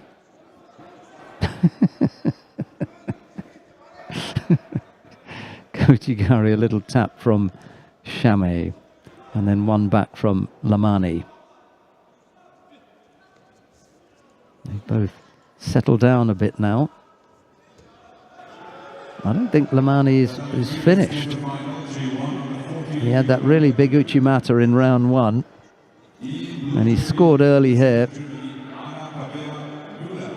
One attack now would save him from...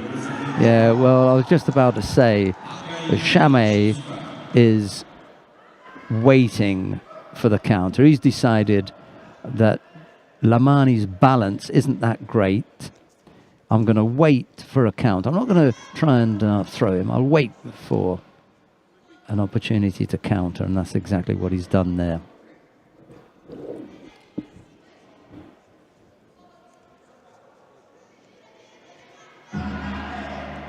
Well, we'll see Shamay again, but it will be in the repechage.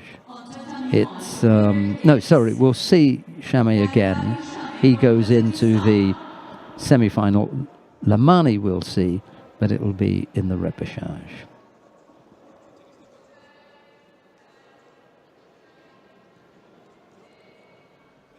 The number 2, the winner of the quarterfinal in judo from Yemen, Shugasami Nashwan. Nashwan goes to the semifinal. Asio from Italy goes to the Repechage.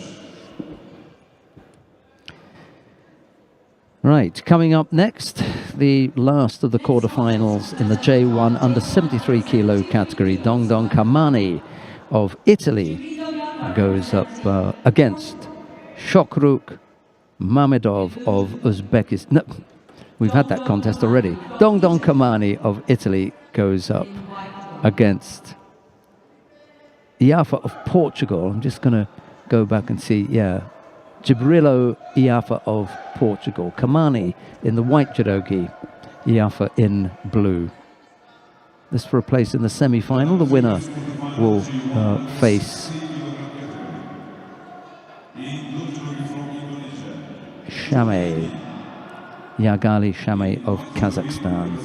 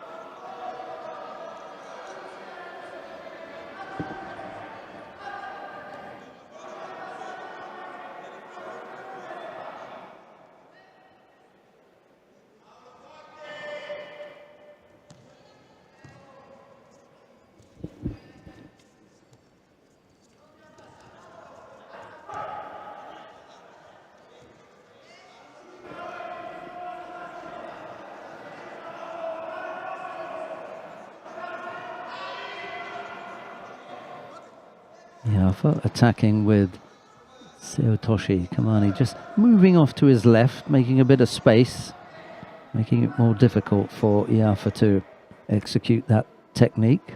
3:27 on the clock.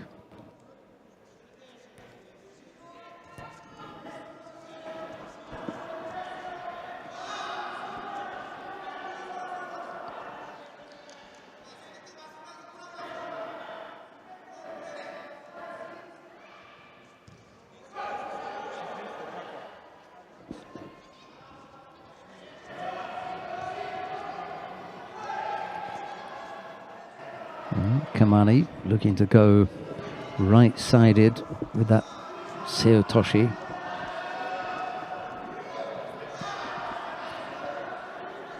Good strong effort on the right side. Couldn't quite come up with the score, however.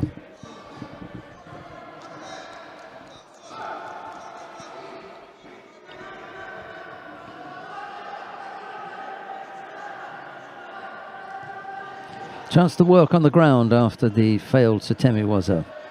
Kamani on top, looking to dig in and attempt the turnover. There's a roll here, but slightly untidy. He's lost the chance.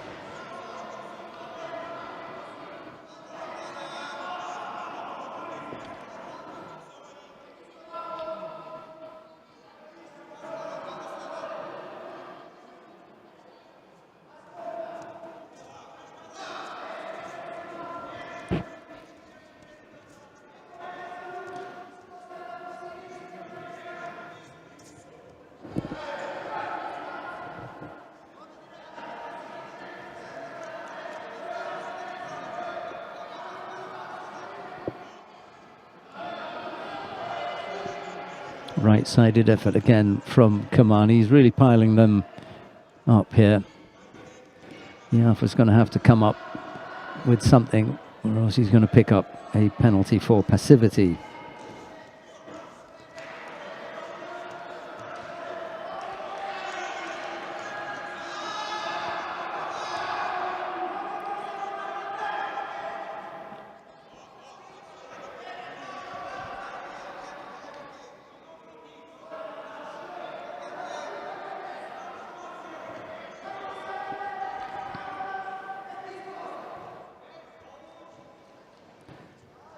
And Yafa does pick up the penalty for passivity. Just a little bit off the pace there, Yafa. A little Diashi Barai, and then a Yoko Tomoinagi attempt from Yafa.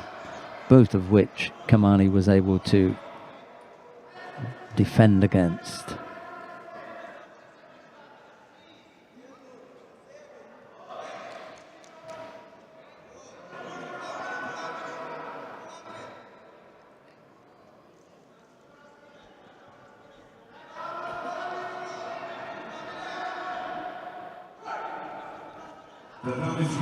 Right, we're back underway with a little over 2 minutes left to go.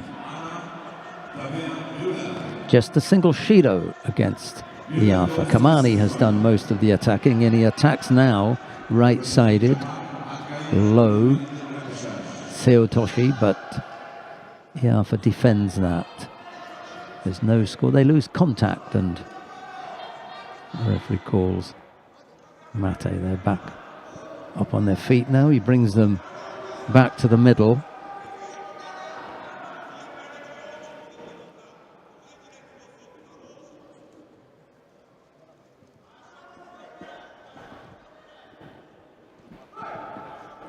Two minutes left on the clock.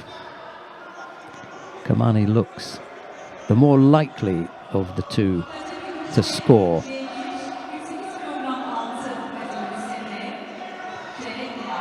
But it's Yafa who comes up with a nice little Diashibarai attack. Almost has Kamani going over.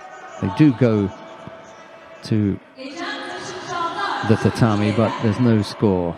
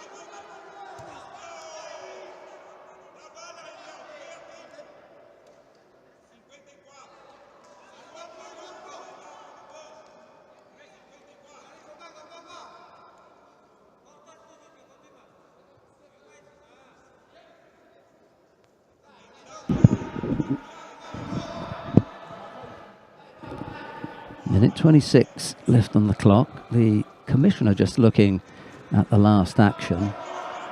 Just going to have the athletes grip up and we'll get back underway. Just something that they wanted to look at, nothing untoward.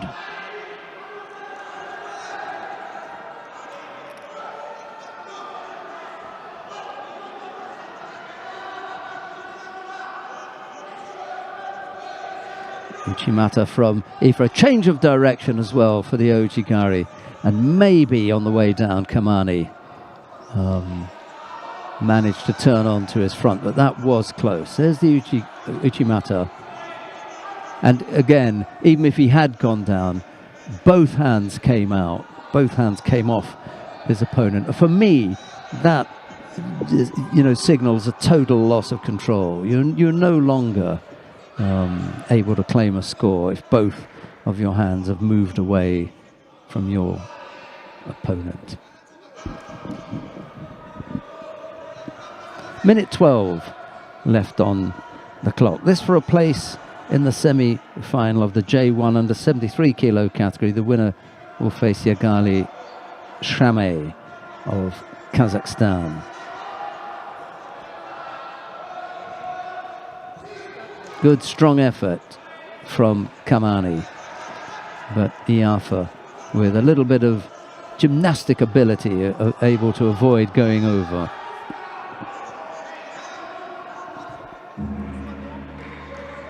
.54 seconds left on the clock.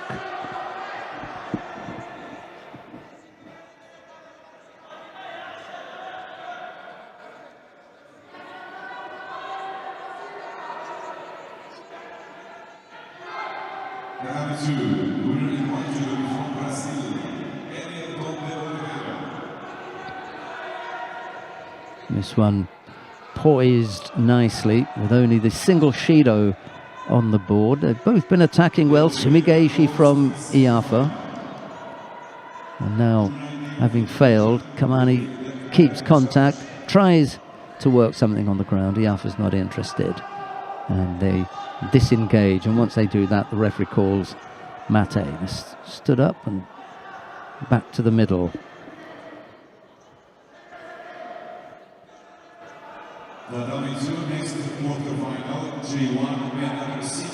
Half a minute left to go, and that time Kamani not able to get Yafa on one side. He ended up having him between the legs, so there was no chance of him executing that little Yoko Wakare. 26 seconds left to go.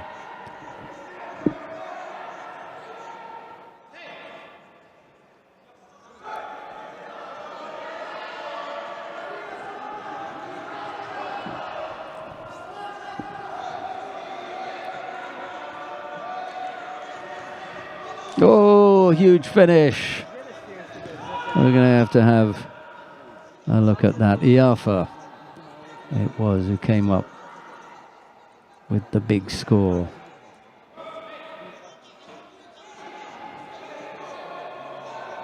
Well, he'd been threatening with the Kosoto for quite a while.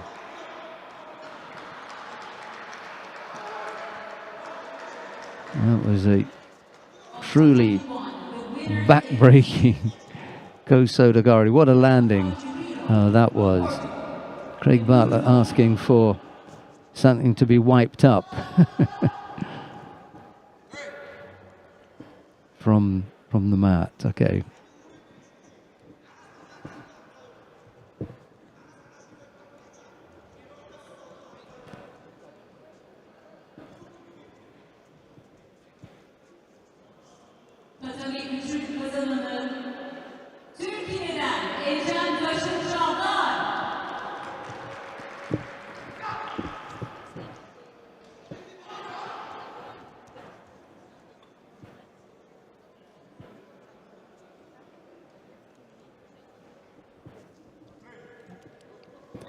Right, we'll be getting underway with the quarterfinals. of J2 in the under 73 kilo category shortly, but we've got the semi-final lineup for the J1 under 73 kilo category. I'll give you that Baloga goes up against Yavuz, and it'll be Shamay to go up against Yafa.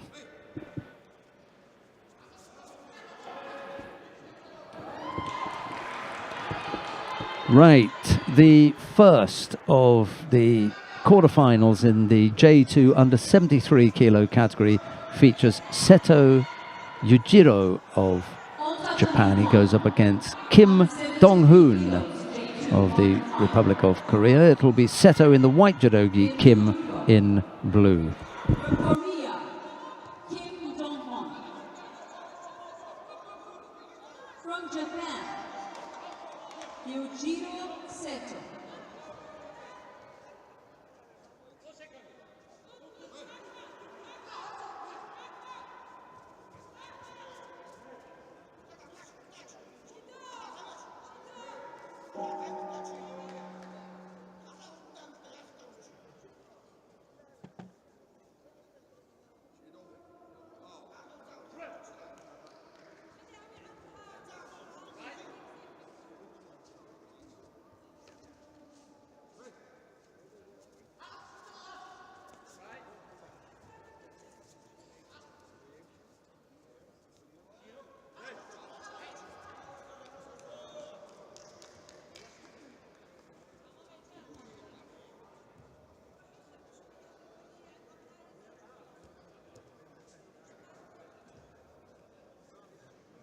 The winner on tatami 3 is Ecem Taşın Çağlar from Turkiye.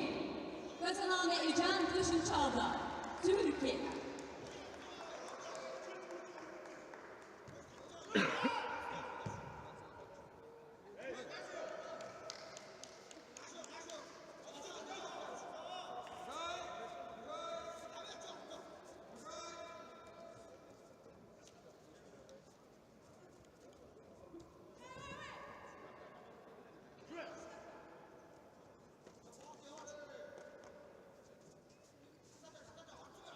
Number 3, next contest, quarterfinal, J1, women under 48 kilo.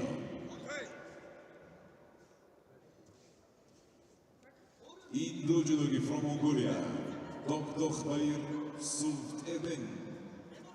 In one judogi from Argentina, Rocio Ledesma.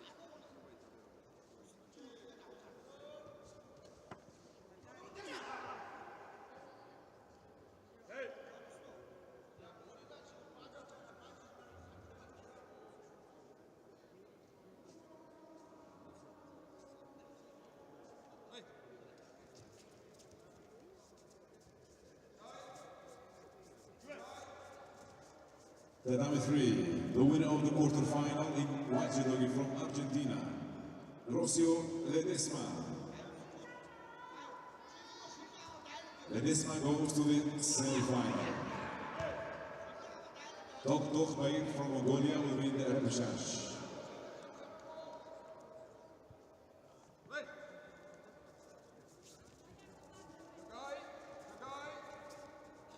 Tatami 3, this is category J2, women under 48 kilogram category, semi-final. In blue judogi, representing People's Republic of China, Liu Yi. In white judogi, representing France, Sandrine Martinet.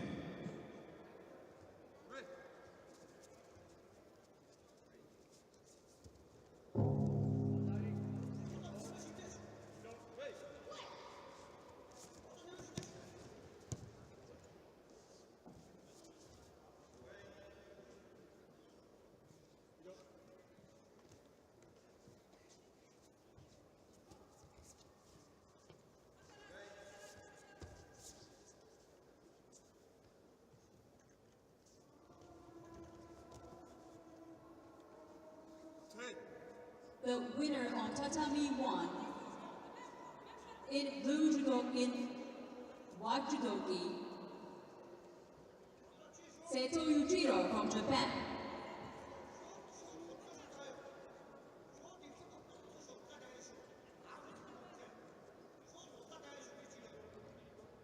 Next contest on tatami 1, J2 under 73 kilos, quarterfinal. Representing Ukraine, Mammadov in blue judogi. Uchkun Kuranbayev representing Uzbekistan in white judogi.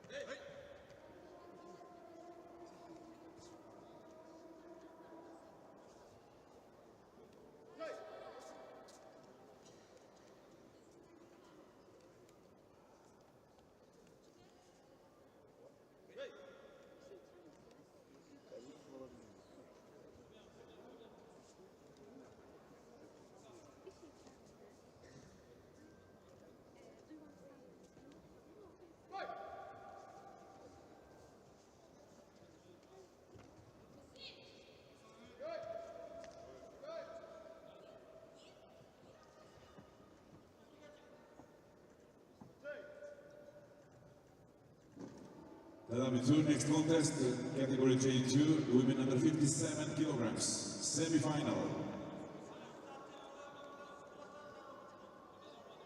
In blue judogi, representing Germany, Amona Usik.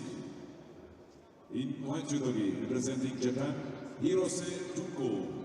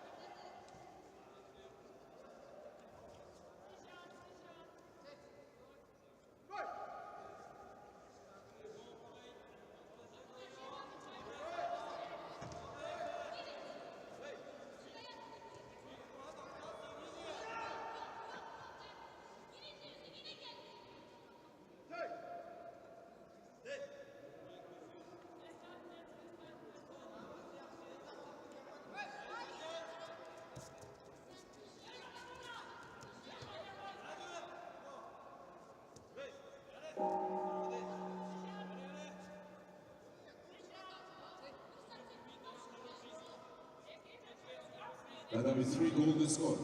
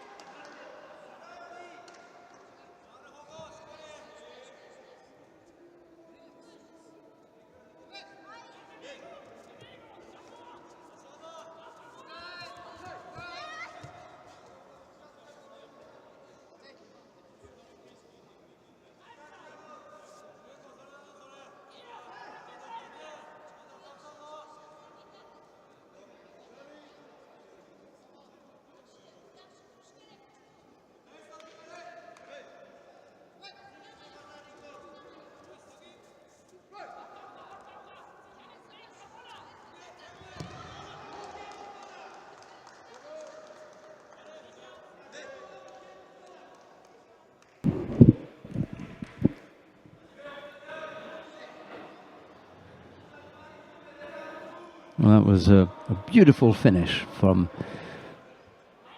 Kuranbayev of Uzbekistan, throwing Mammadov of Ukraine for Ippon. The winner of Title E1 Puts him into the semi-final. from Uzbekistan with white judoka.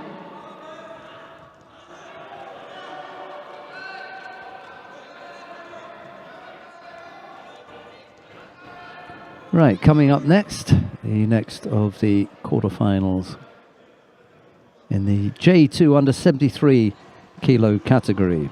Feruz Saidov goes up On Title E1, against Ibanez of Spain, Sergio Ibanez. Spain. Saidov in the white, judogi Ibanez in blue.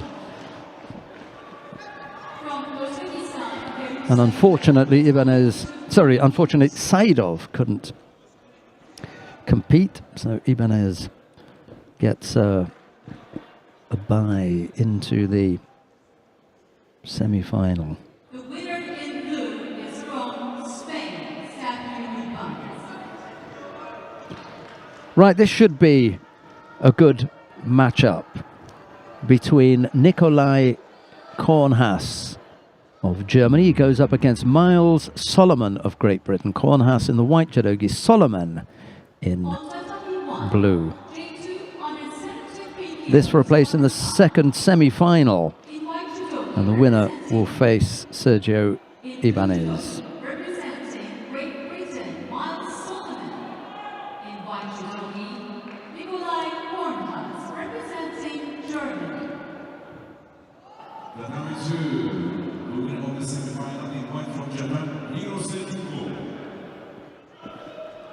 Hirose goes to the final.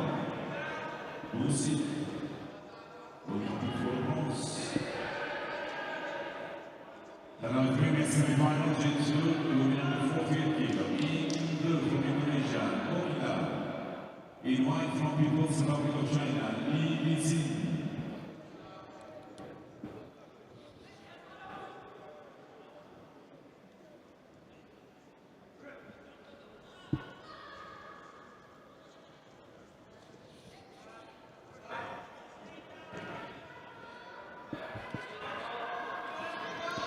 Yeah, I thought this was going to be a lively matchup The number 2 next semi-final, between this pair. 57 kilo.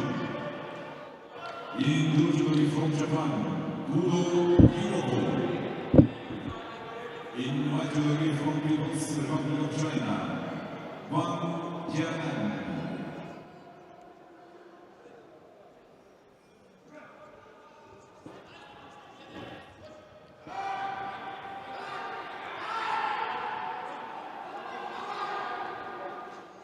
Solomon just making sure he avoided getting caught with the shimewaza. Kornhaas was looking to snap that on pretty quickly.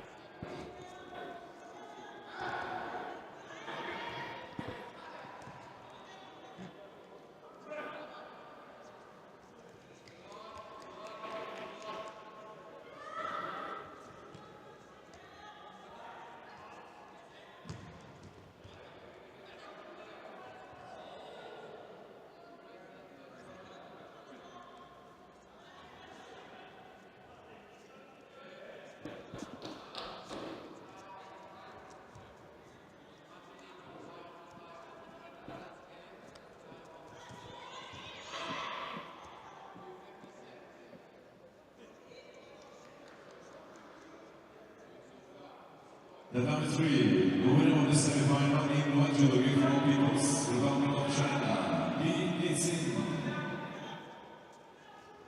Li goes to the final.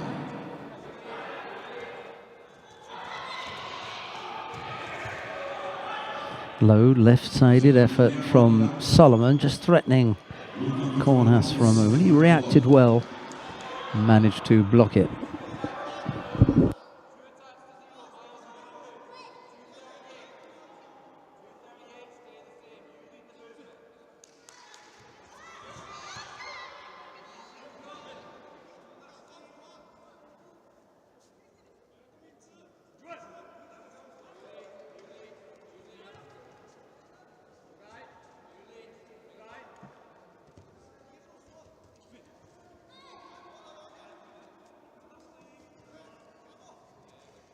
The number 3, Repechage, J1 under 48 kilo.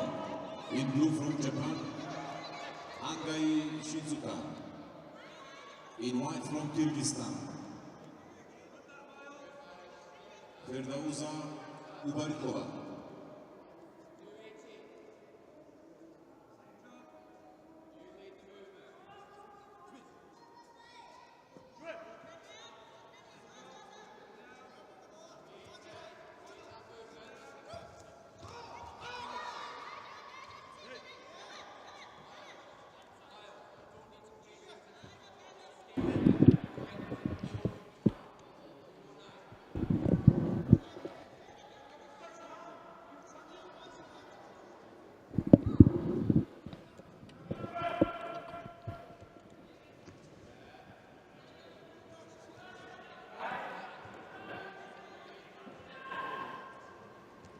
Solomon has remained reasonably upright.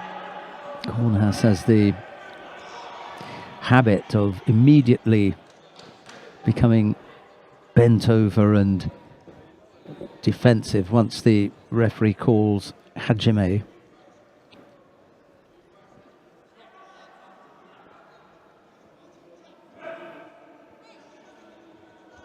Kojigari down onto the side. I like that for a score for Kornhaas, to be honest.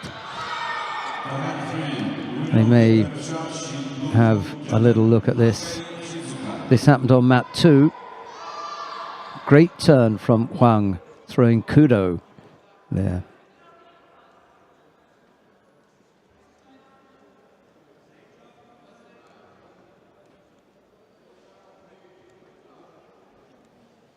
The number 2, the winner of the semifinal in one judo representing People's Republic of No, they've decided not to give a score.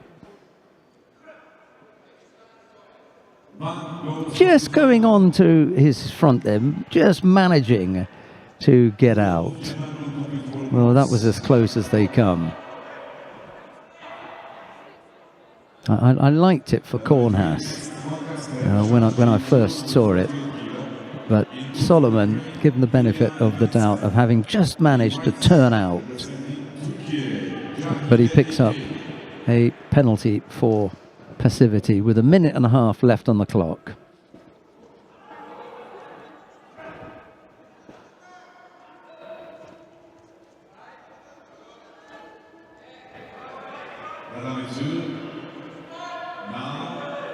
Repechage J1 men under 60 kilo in blue from Portugal, Pereira.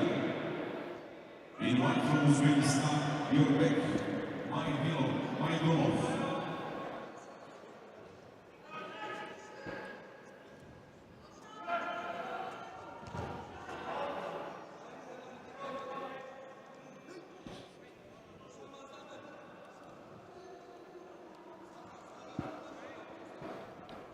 What a finish.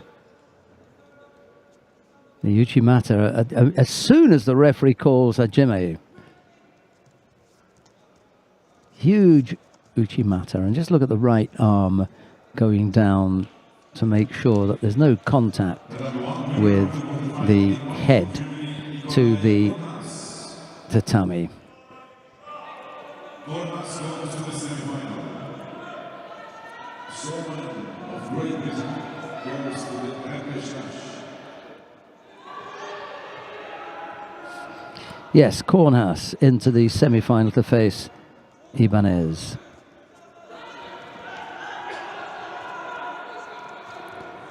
Solomon down into the repechage. He will face Saidov.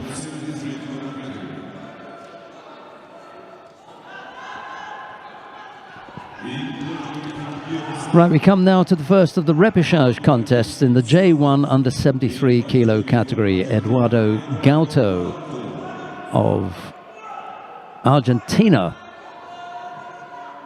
goes up against Mammadov Sarvanov of Kyrgyzstan. Gaito in the white judogi, Sarvanov in blue.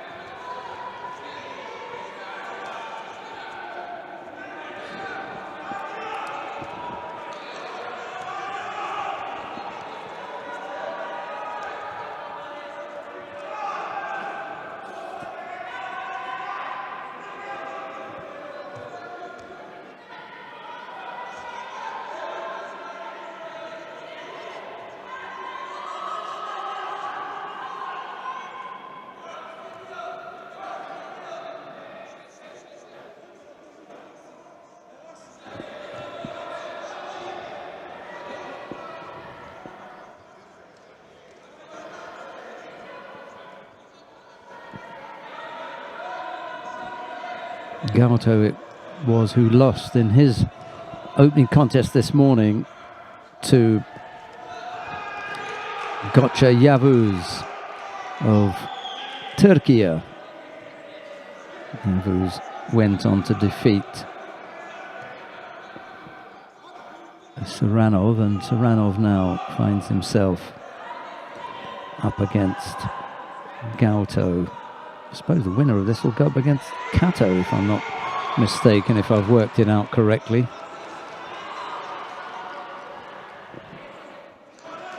It's happened on mat number 3.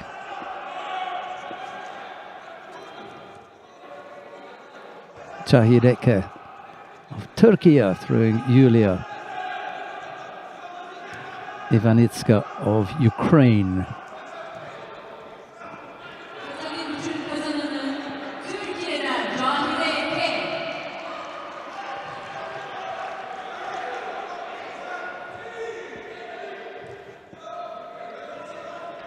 Gaito are judged to have scored scored with Makikomi. There, 2:34 and the clock comes up with Wazari.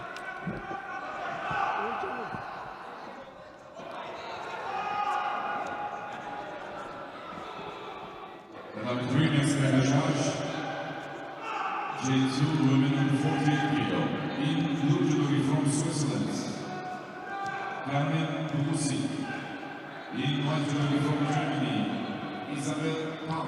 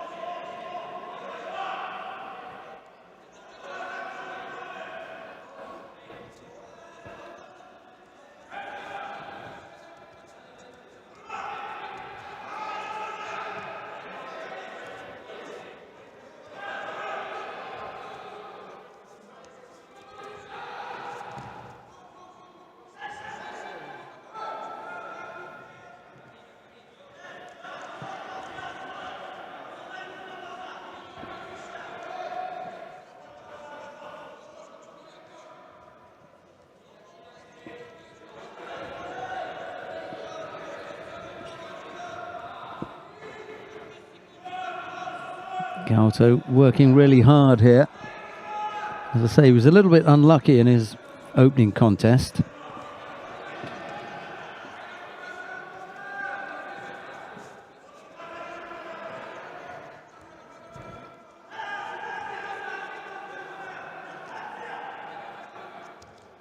Sarvanov picks up a second penalty now. The minute 56 left on the clock.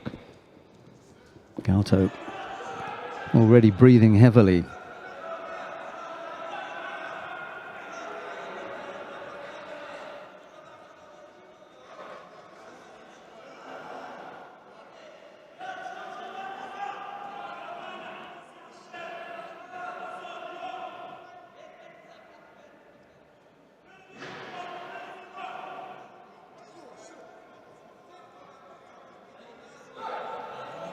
Right, now that we've got the gripping out of the way,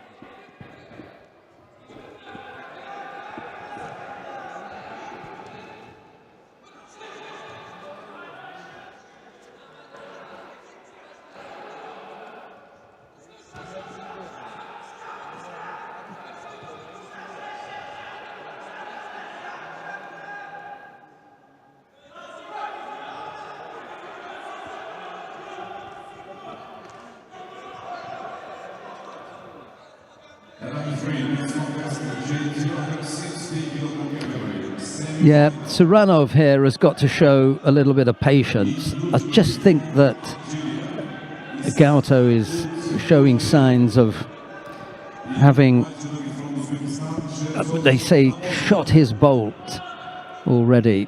He's got very little left in the tank here.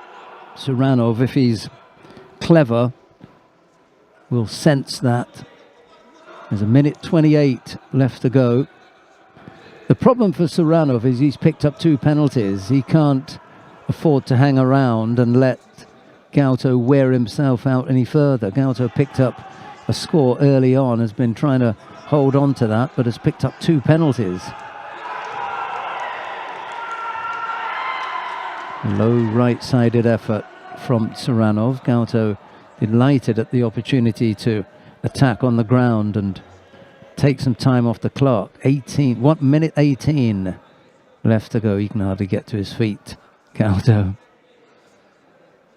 He's really struggling here. Sarvanov, I think, on the brink of taking this, despite the fact that he's Wazari down. Uchigari, he stepped off that. Got to get out of there quicker than that, Sarvanov. The second that you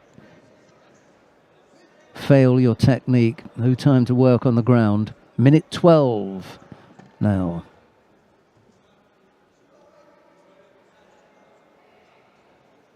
Has Sarvanov got enough to come back and take this?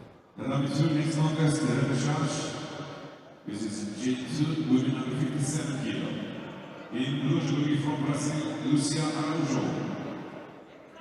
In white jury from Kazakhstan, Diana Fitozova.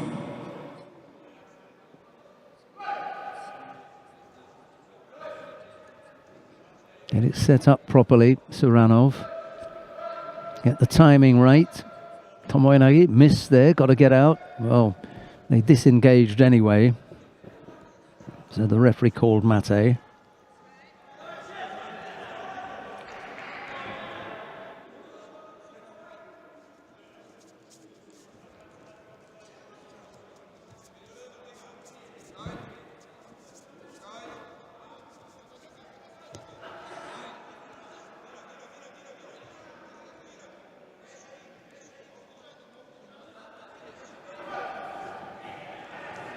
Still a minute. There's plenty of time.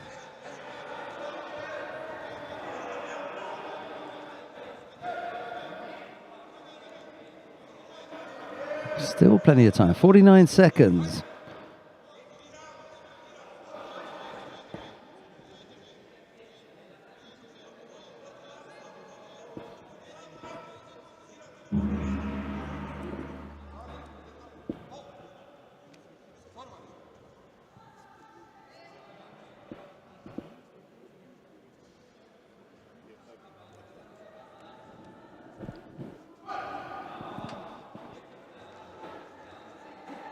The winner of the Repechage in judo from Kazakhstan, Yafa.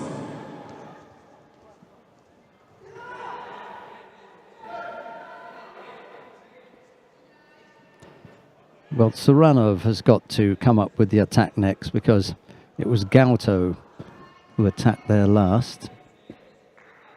It wasn't a bad idea to just let Gaito expend a bit of energy when they're going to give a third penalty to Sarvanov. Just didn't get the timing right.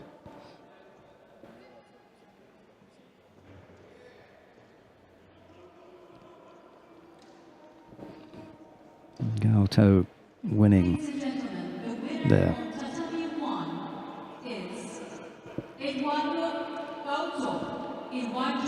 Representing Argentina.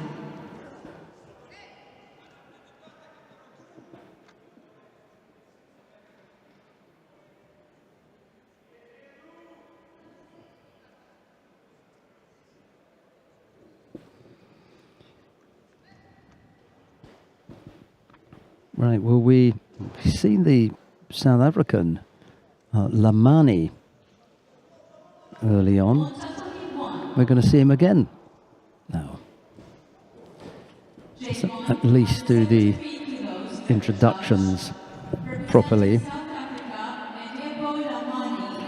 Raul Ortiz goes up against Indebo Lamani. Ortiz of Mexico in the white judogi, Lamani of South Africa in blue.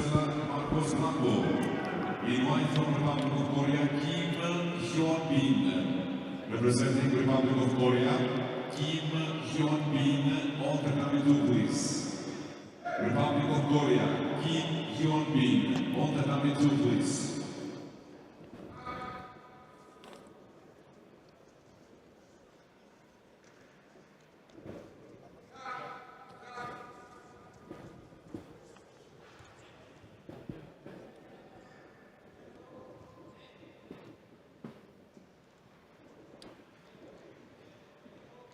Republic of Korea, Kim Hyun-bin, in white judogi, on the coming two, please.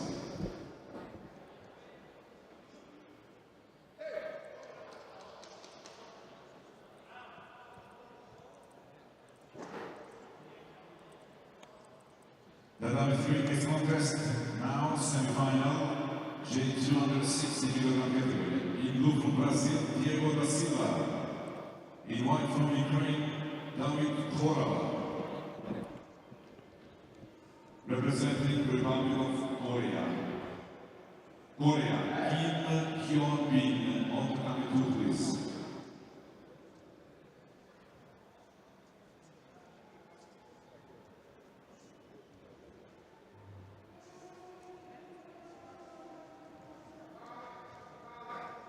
Lamani looking the more aggressive of the two at the moment. I just remember that Uchimata that he had earlier on. It was really nice to look at. Ortiz misses with the double-footed Sumigeishi.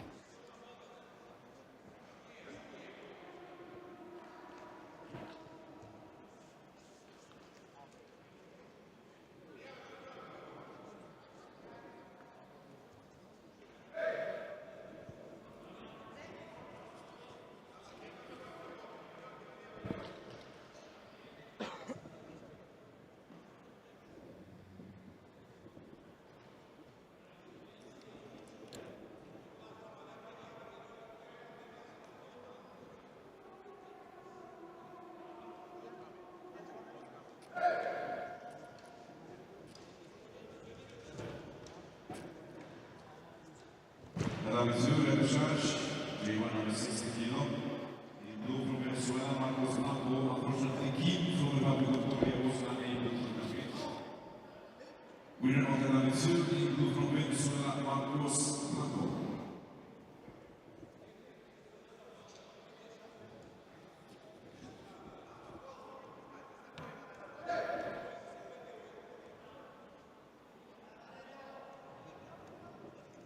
The level 2 next contest, the Repechage, J1 men under 60 kg category.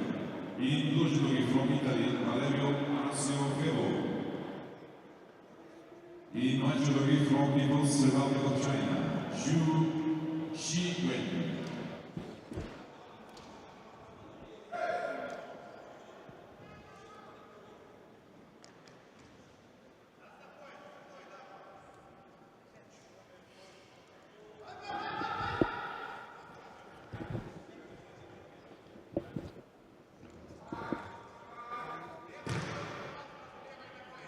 Tried to go for the Yoko Tomoenagi.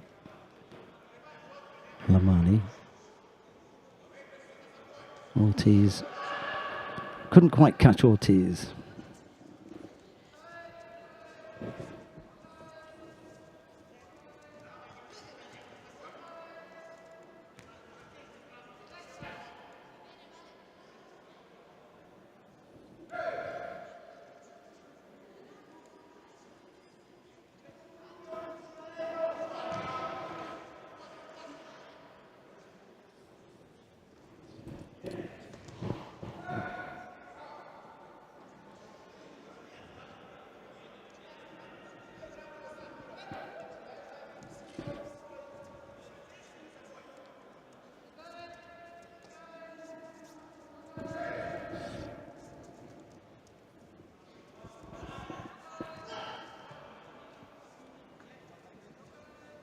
Roselli on the board, nice score from Lamani. That's a good one. He's got some stuff about him. Indebo Lamani. J1 under 73 kilo category.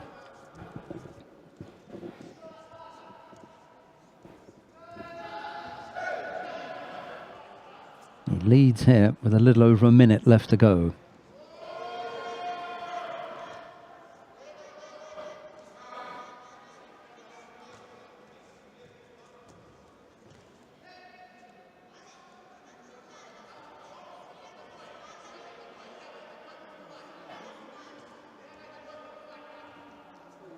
And there's the Uchimata that we saw earlier on.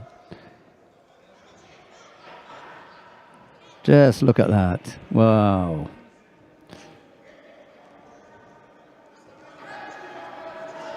That was huge.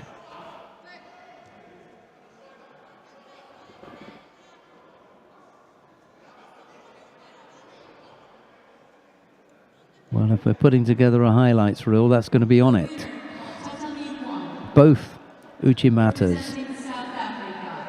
The one in the first round and then that one in the repechage.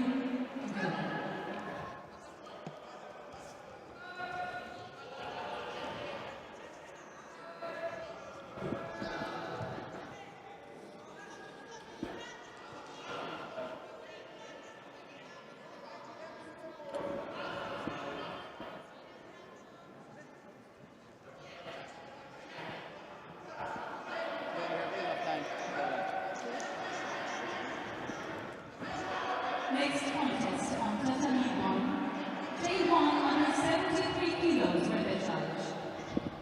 In blue judoka representing Italy, Kamani. In white judoka representing Mongolia, Badrakh.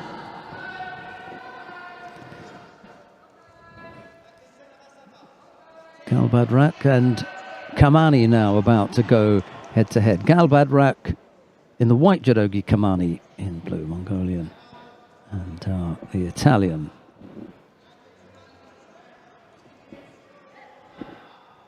The number 3, the winner of the semifinal in white judogi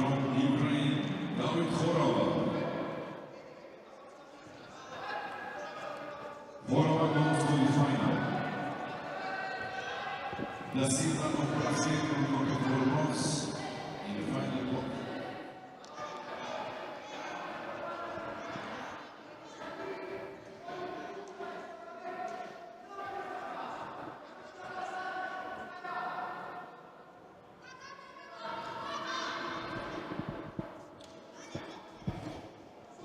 The number 3 next longest semifinal G1, women under 48 kg category. In Luzhnogi representing Germany, Antalya. Koso Dagaki from Badrakh, almost catching Kamani. He was stumbling backwards, wasn't he?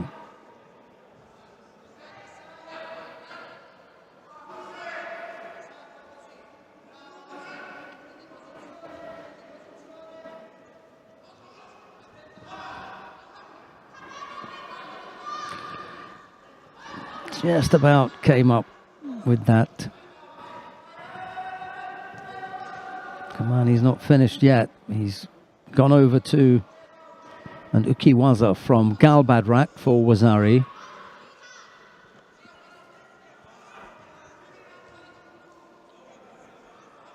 We'll have to see whether Kamani can come back here. Just gets the hip across, doesn't he? Look.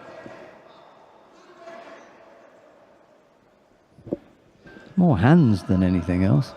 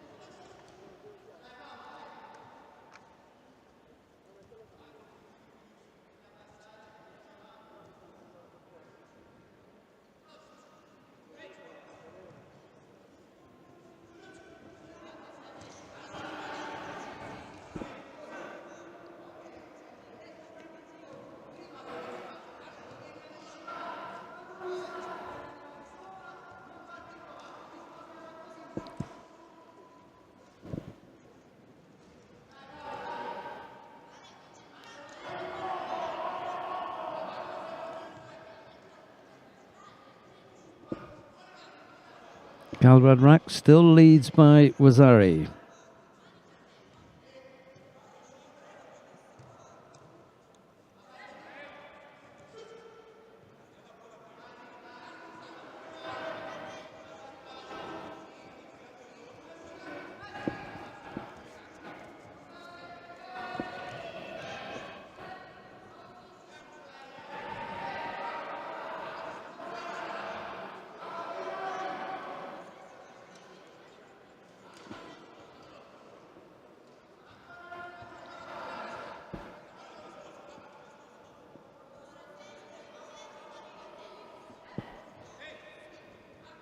Yeah, so that's the tactic, isn't it, Philip? As soon as the referee says Hajime, they launch an attack.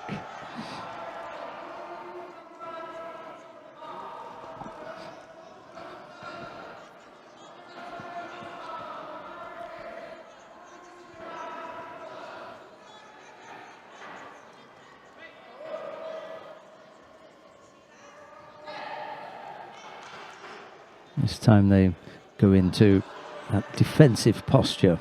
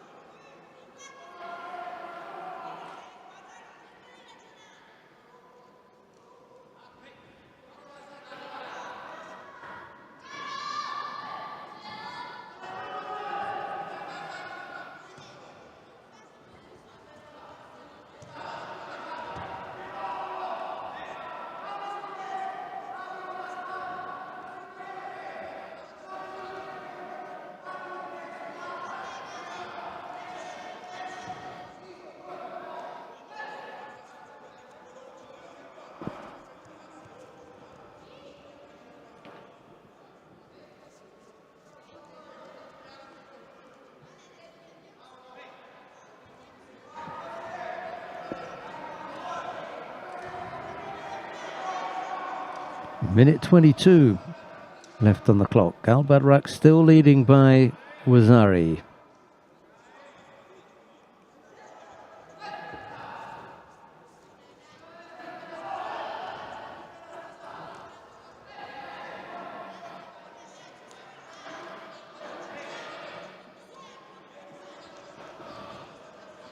Now it's Badrakh with a chance to work on the ground. Going to have to demonstrate that there's some progress here.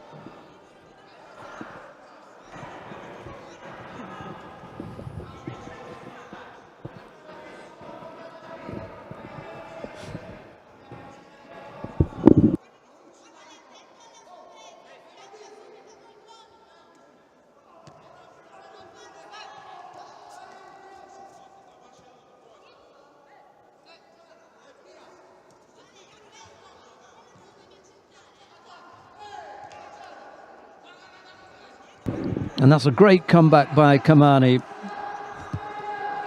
The Osai Kami is on as well, but he couldn't keep. Oh, he's had to tap out. Has he? Or did they give up on for the technique? No, that's Wazari.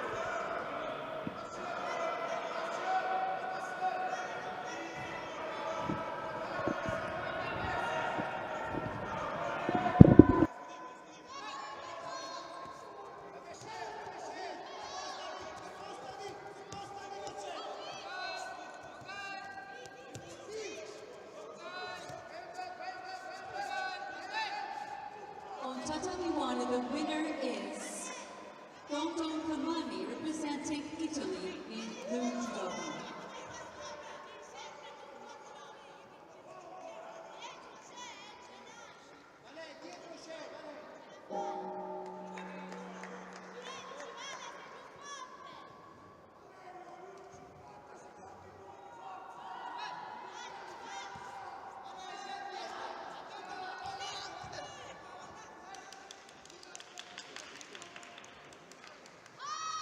Tatami 1, Repechage, J2 under 73, in white from Lithuania, Osvaldas Bareikis. Mammadov from Ukraine was unable to compete due to injury. Tatami 3, the winner. In white judoka from Brazil, Rossi defeated the Andrade. The Andrade goes to the final. Müller of Germany will compete for bronze. Tatami 1 winner in white from Lithuania, Osvaldas Bareikis.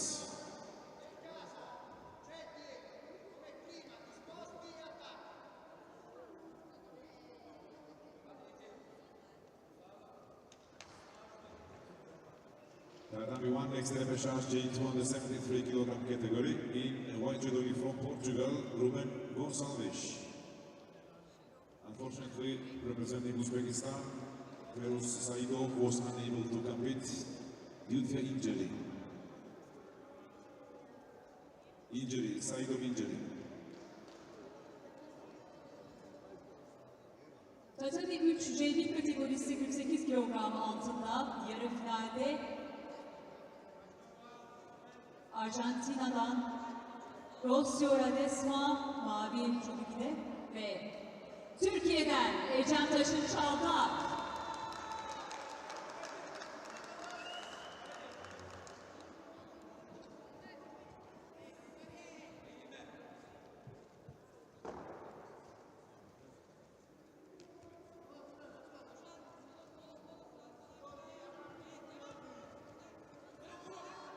Tatami 1 next contest, Repechage, J2 under 73 kg category. In blue judoka, representing Great Britain, Miles Solman. In white judoka, representing Georgia, Georgi Kaldani. Tatami 2 next Repechage, J1 under 60 kilogram category in blue.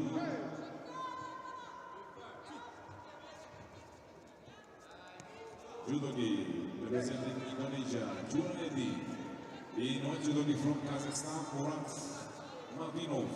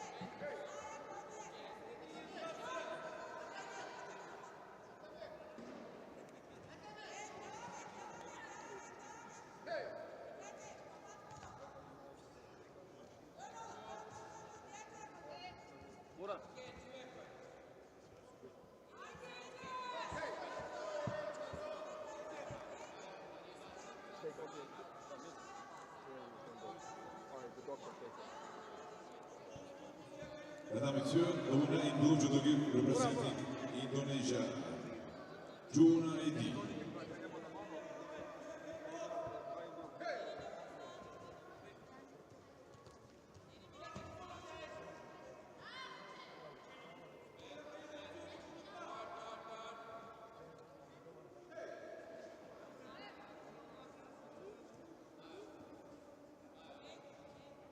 Mesdames, Messieurs, next repechage J1, men under 60 kilogram category in blue judogi from Mongolia.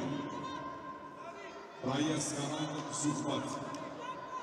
In the white judogi from Uzbekistan, Gyurbek Maidonov.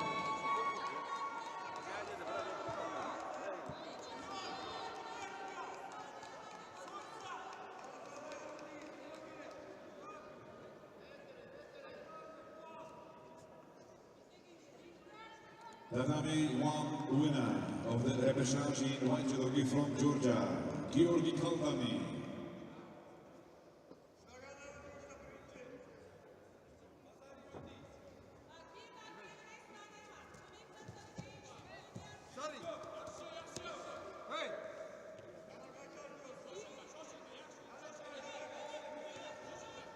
Tatami bir de yarı final mücadelesinde mavi judoki'de Türkiye'den Gökçe Yavuz 73 kilogram altı C1 kategorisinde, beyaz judoki'de Florin Alexandru Boroga Romanya'dan.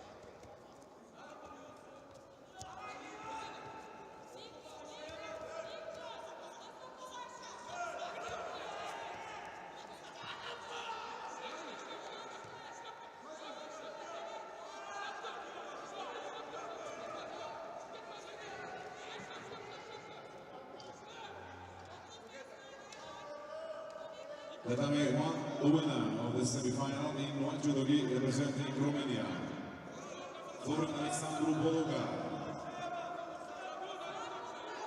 World champion Bologa goes to the final.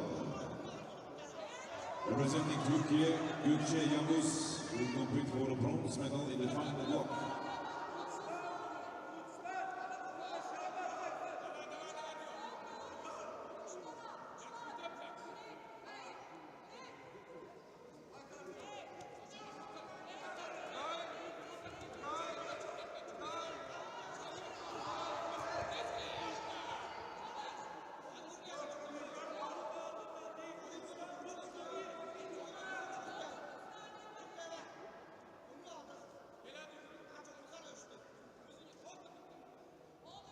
On tatami 1, J1, 73 kilos, semifinals.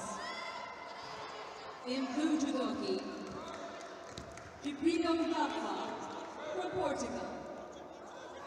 In white judoki, representing Kazakhstan, Shamay.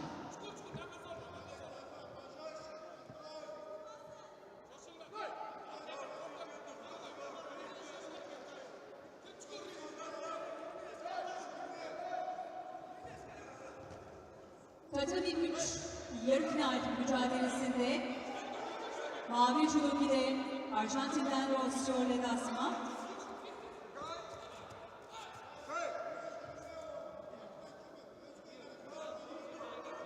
Tatami 3, the winner of the semi-final in white judogi from Turkiye, Ecem Taşin Çakdar. Ecem Taşin goes to the final. Ecem Taşın Çağlar finallere hak kazandı Türkiye'den.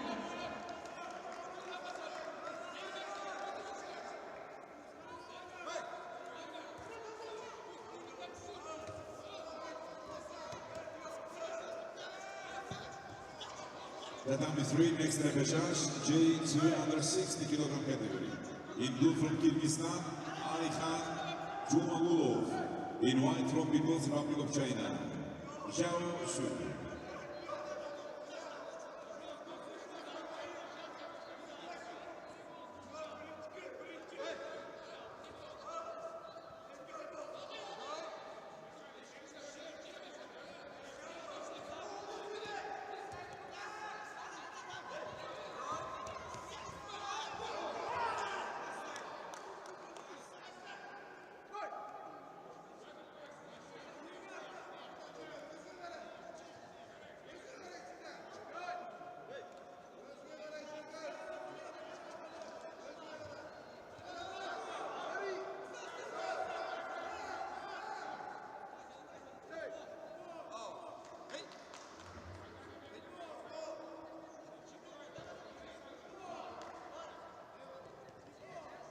Tatami 2, winner of the repechage in blue judogi from Mongolia, Bayas Galan Sukhbat.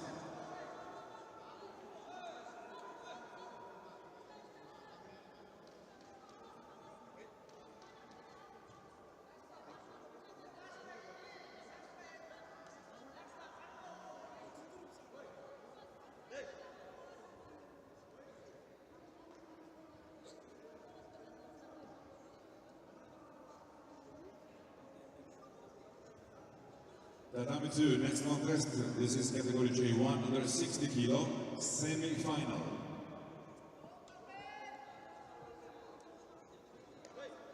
In blue judogi, representing Yemen, Shugasami Nashwan. In white judogi, representing India, Kapil Parmar.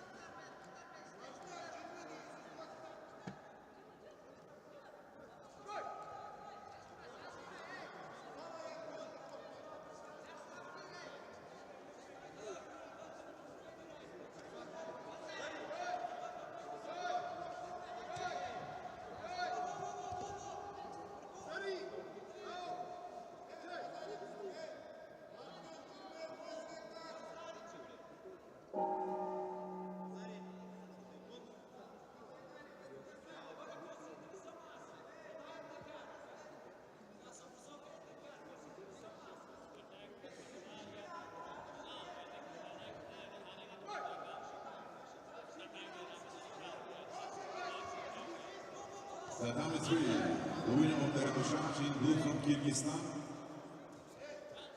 Alikhan Jumadov.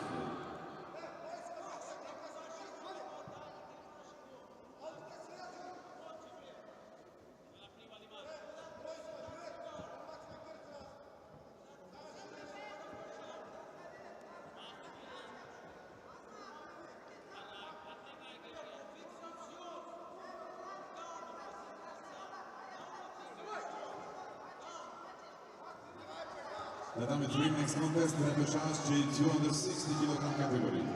In blue judogi from Azerbaijan, Bugar Shirinli. In white judogi from Georgia, Zuram Zurabian.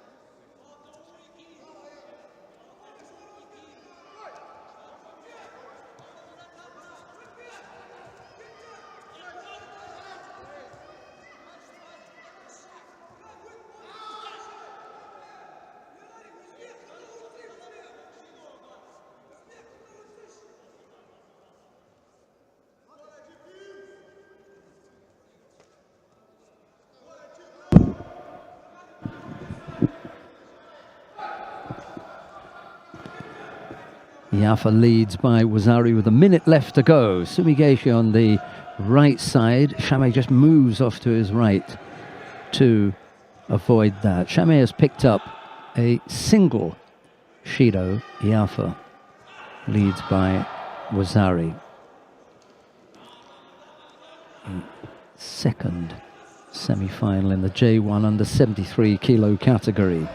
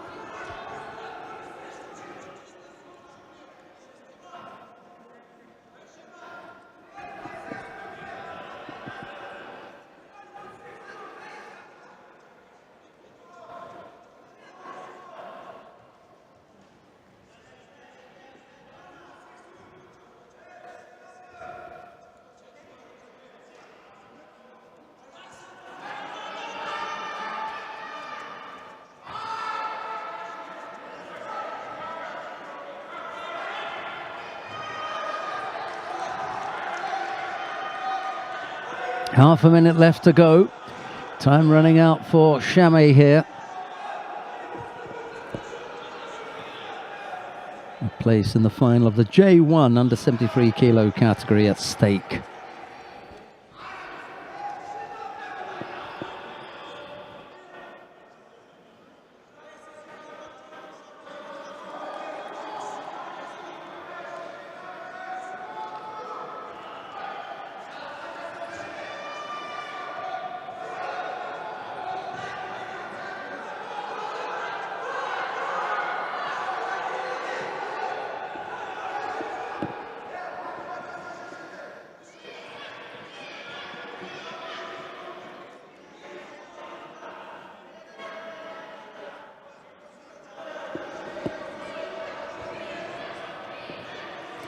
Well, to Shamay's credit, he hasn't folded, and has he? He's put up a really good effort here. No doubt within the last 18 seconds he's going to launch at least a couple of attacks, trying to pull back this score. Here we go again. Yafa bent over double, trying to get some space between him and his opponent. He just tries the one little Yoko Sotemiwaza again from Shamay. He'll have one more bash at this.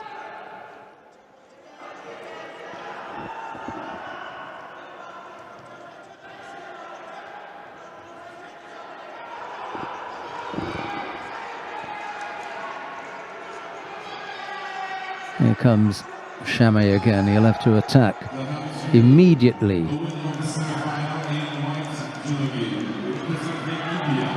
Yeah, get a grip. Go for it now, and that's it.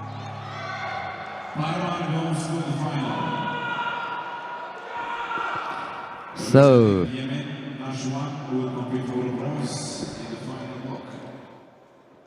Gibrilo Yafa of Portugal wins out. He takes his place in the final, and it'll be Shamay who go into the bronze medal contest.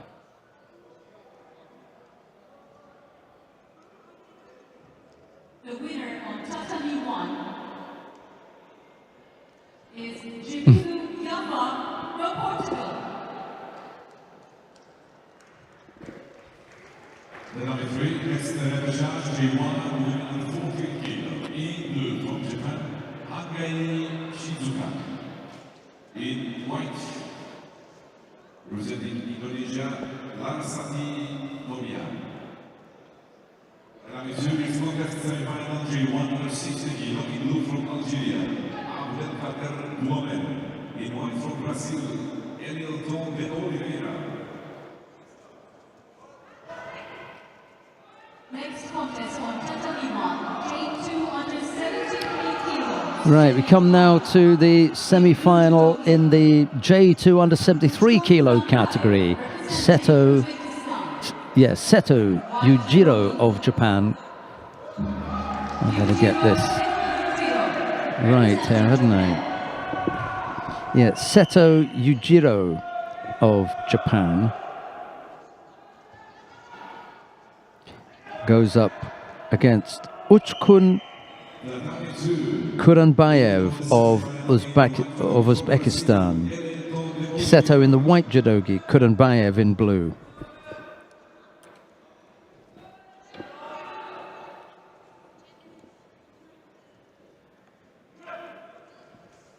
The Oliveira goes to the final. Yeah, it was close, wasn't it? Knee and head going together, I think there. He just about avoided getting called.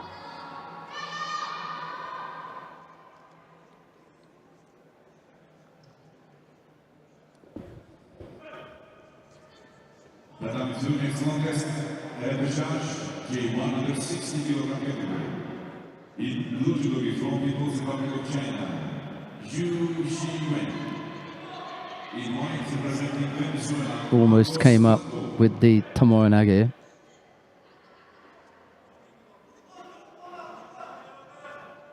Madame 3, who winner of the Repechage in blue from Japan, Shizuka.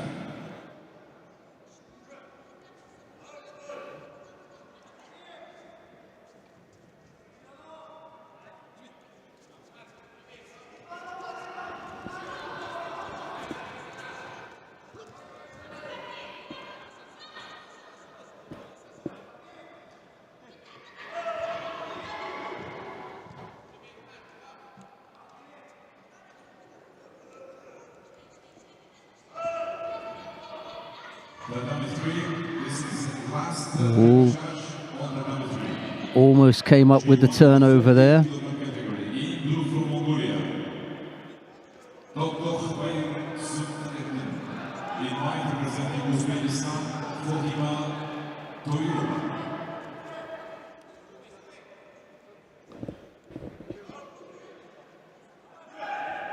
Ochigari from Kuranbayev.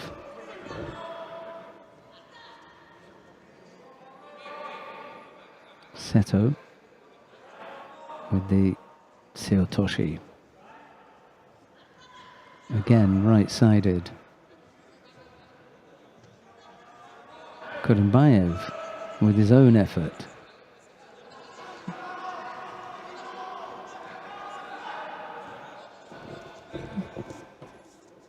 He's back up on his feet there. They lost contact. I'm not sure if they had.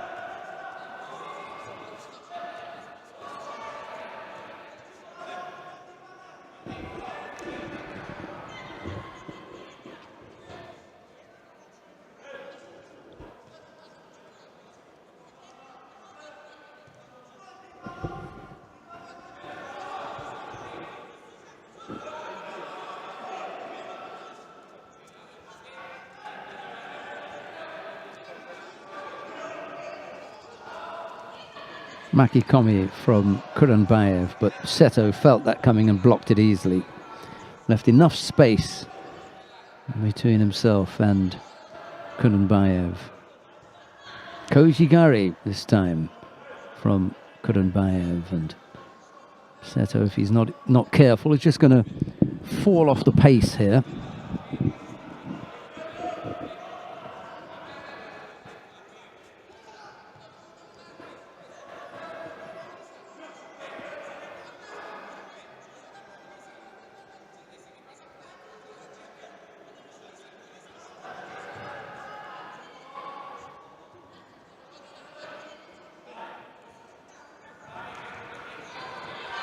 Yeah, this is better now from Seto.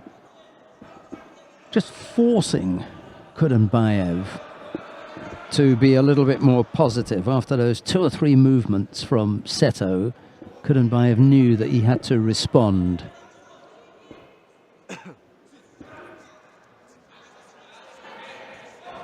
Nice Ashiwaza, almost unsettling Seto. Just brought him down onto his front. No score. Minute and a half left on the clock.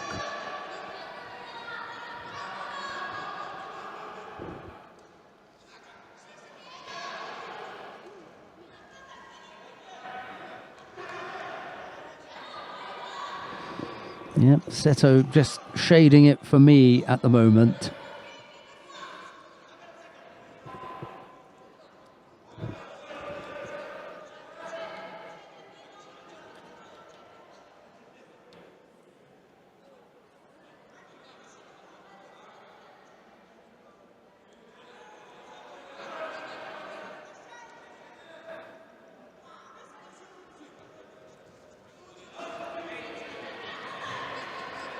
Moinagi from Kuranbayev, but Seto acrobatically avoiding that one.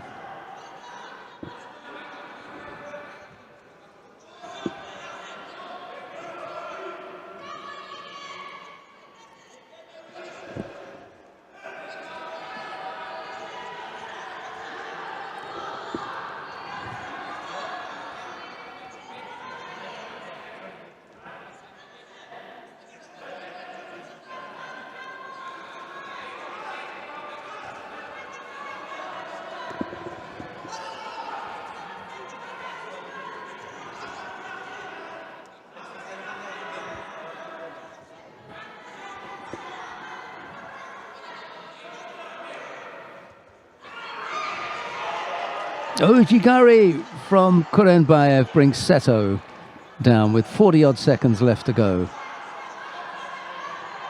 Actually, Kochi. And it looked like Kochigaki as well. No, they're going to give Ippon for this.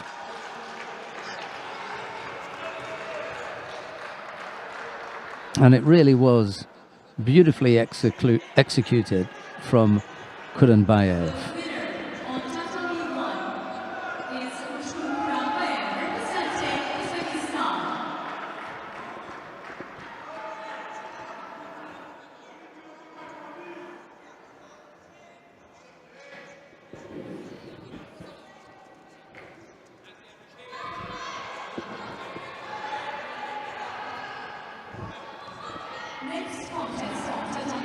Well, coming up next, the second of the semi-finals in the J2 under 73 kilo category.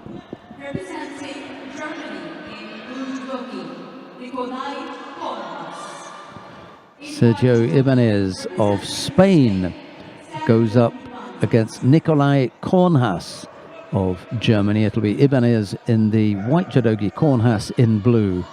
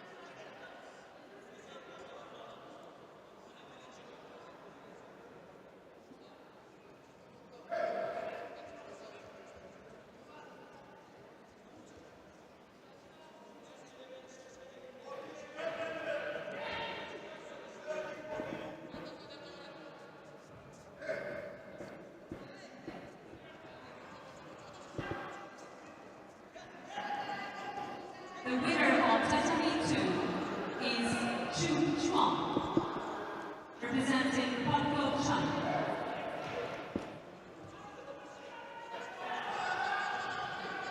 Both athletes thinking about Samashi Waza. And then Kornhaas going back to the Tomoe-nage.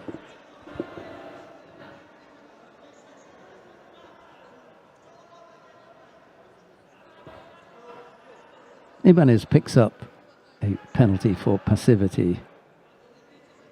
On Category 2, J1 under 60 kilos Repechage. In blue judoka, representing Mongolia, Shubat Bayashka. In white judoka, representing Indonesia, United.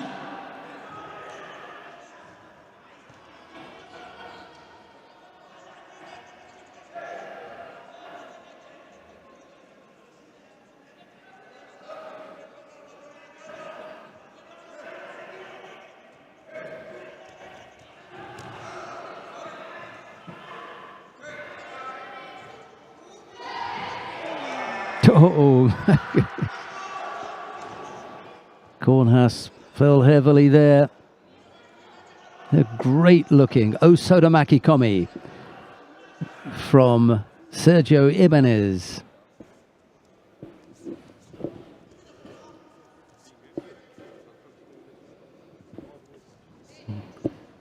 Kornhaas slow to get to his feet there. That was a heavy landing.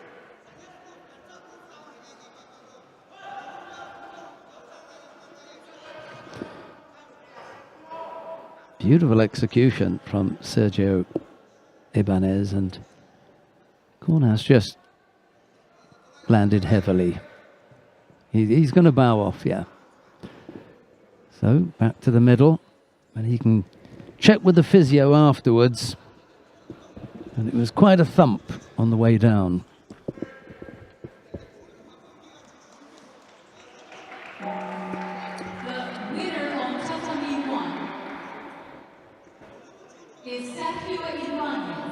Kornhaas doesn't need to be helped off. I think there's also a degree of embarrassment when that happens. You say, hey, I'm good. Thanks.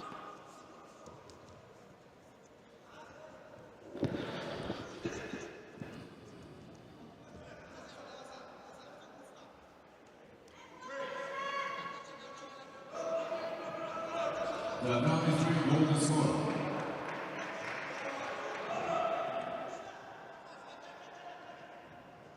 Next contest on Tatami 1, J1. Right, coming up next, another repechage contest in the J1 under 73 kilo category. Kato Yuji of Japan goes up against Eduardo Gaito of Argentina. It'll be Kato in the white judogi, Gaito in blue. Japan, Kato Yuji.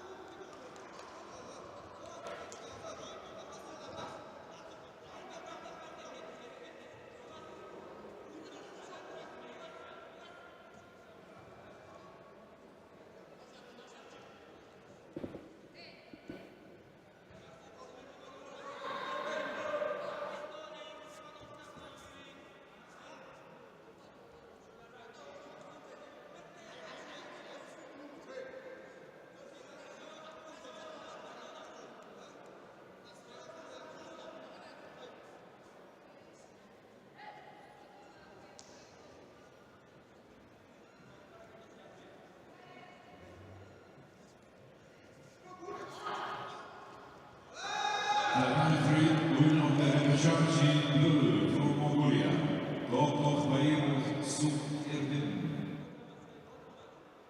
Dr. Pereira goes to the final block and will compete for a bronze medal.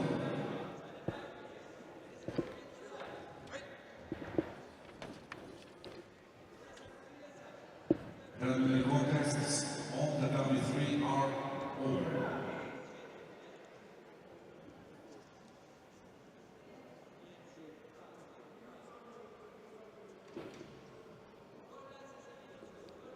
The 92, winner of the Repechage white judogi from Indonesia, Junaidi. Junaidi qualifies for a bronze medal contest in the final block.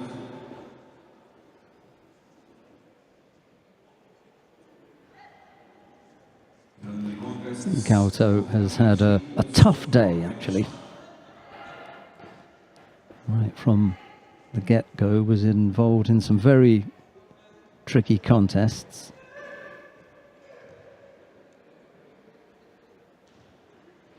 Still got a chance of a medal if he can defeat Kato Yuji.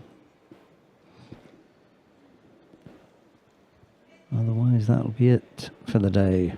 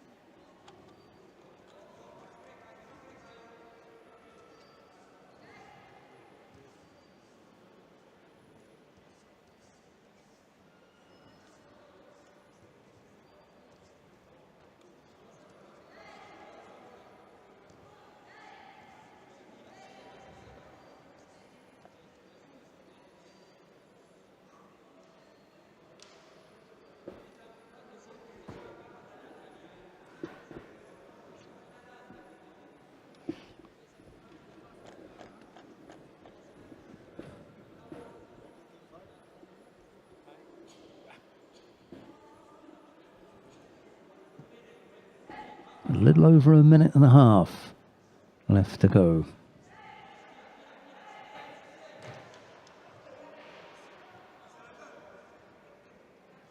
No scorers yet.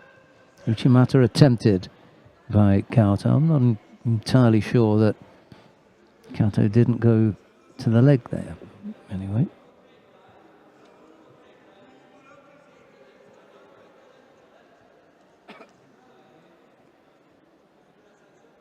Yeah, he did.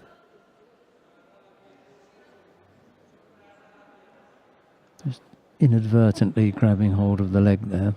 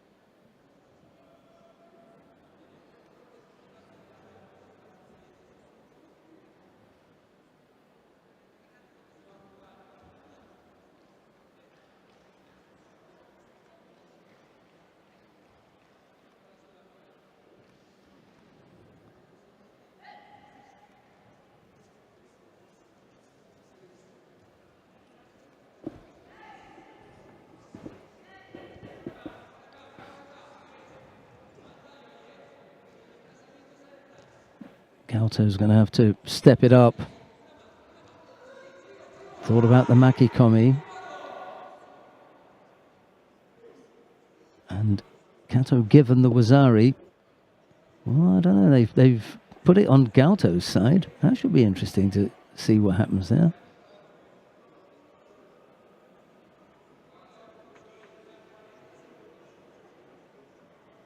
Did he change direction then? There's the Makikomi. Yeah, for me, you know, both hands away from him diving to the tatami. Yeah, he just... he was bailing out of an attempt from Kato, wasn't he? If anyone was going to score, it would have been Kato.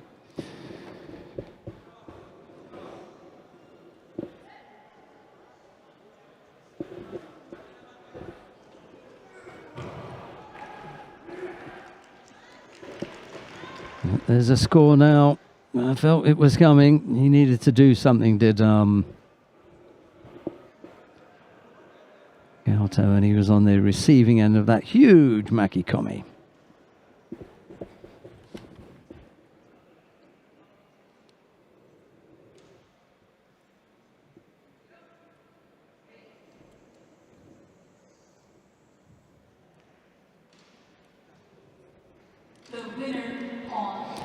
Kato of Japan it is. Who wins out there? Kato Yuji of Japan.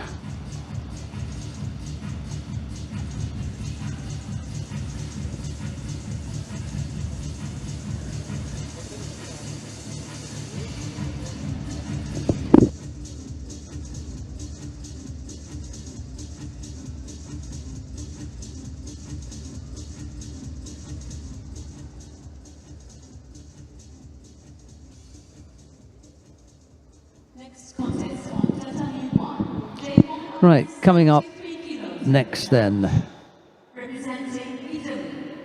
Ndiebo Lamani of South Africa goes up against Dongdong Kamani of Italy. Lamani in the white judogi, Kamani in blue.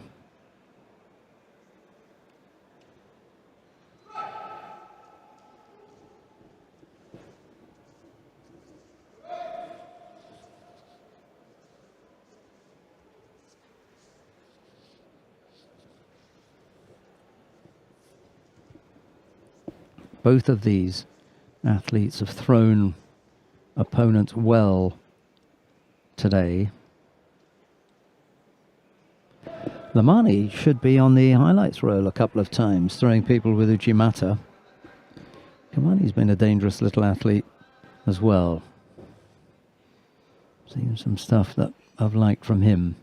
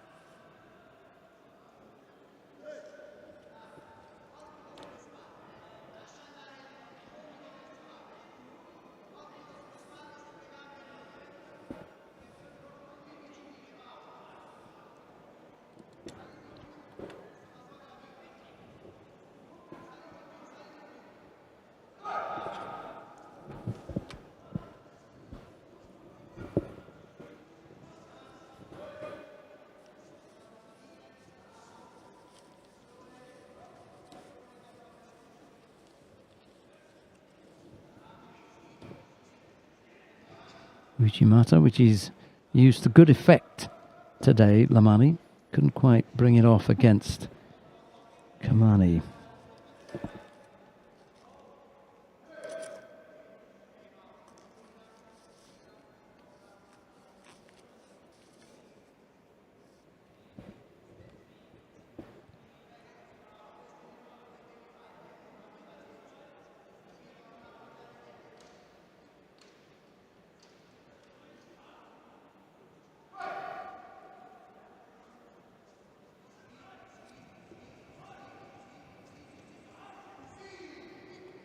Yes, that was a determined effort from Kamani. Coachy at the end to bring him down. Just look at this leg going in there. Yeah, that'll do.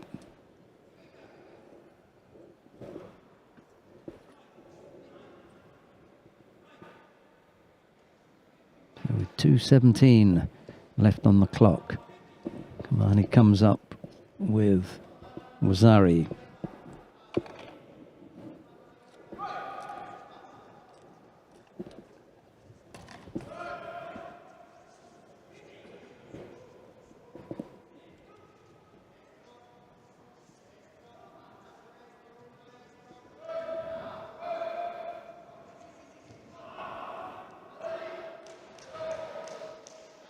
And now Lamani ties things up.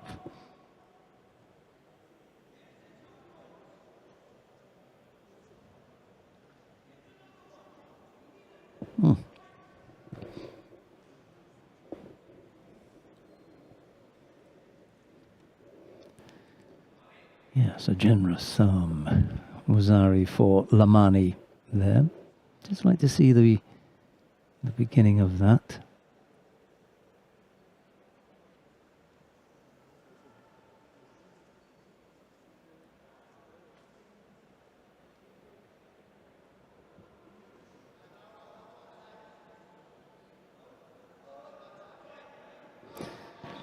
Yes, it was more of an invitation into Newaza than an attempt to come up with a throwing technique. I agree with him there. That's not quite going to score, just landed on his side. So not enough of the scoring part of the body to claim a score.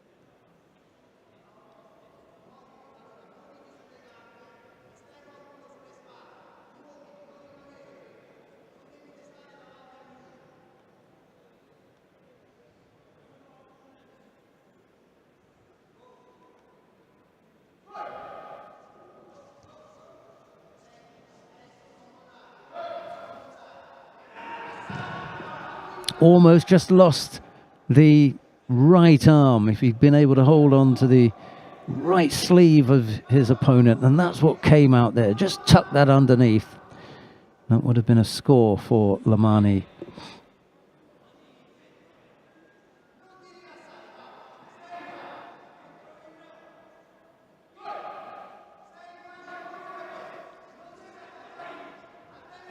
Missed with the Uchimata. He's nothing but brave, Lamani.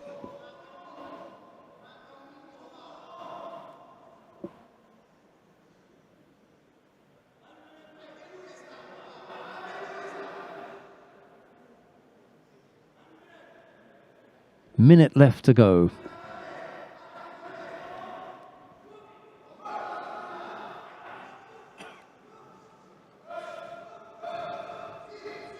And that's a good finish from Dongdong Kamani, catching Diebo Lamani. Can't really argue with that one.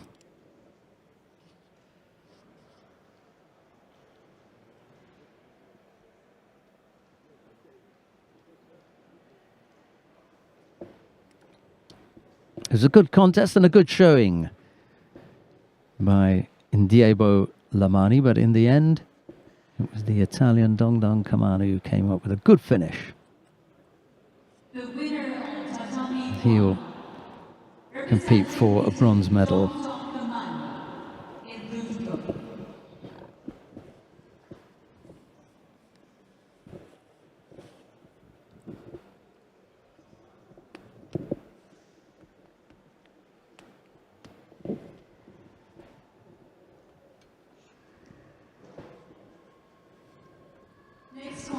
Right, coming up next, Kim Dong-hoon goes up against Kim Dong-hoon of the Republic of Korea goes up against Osvaldas Bayakis of Lithuania. Kim in the white, Judogi Bayakis in blue.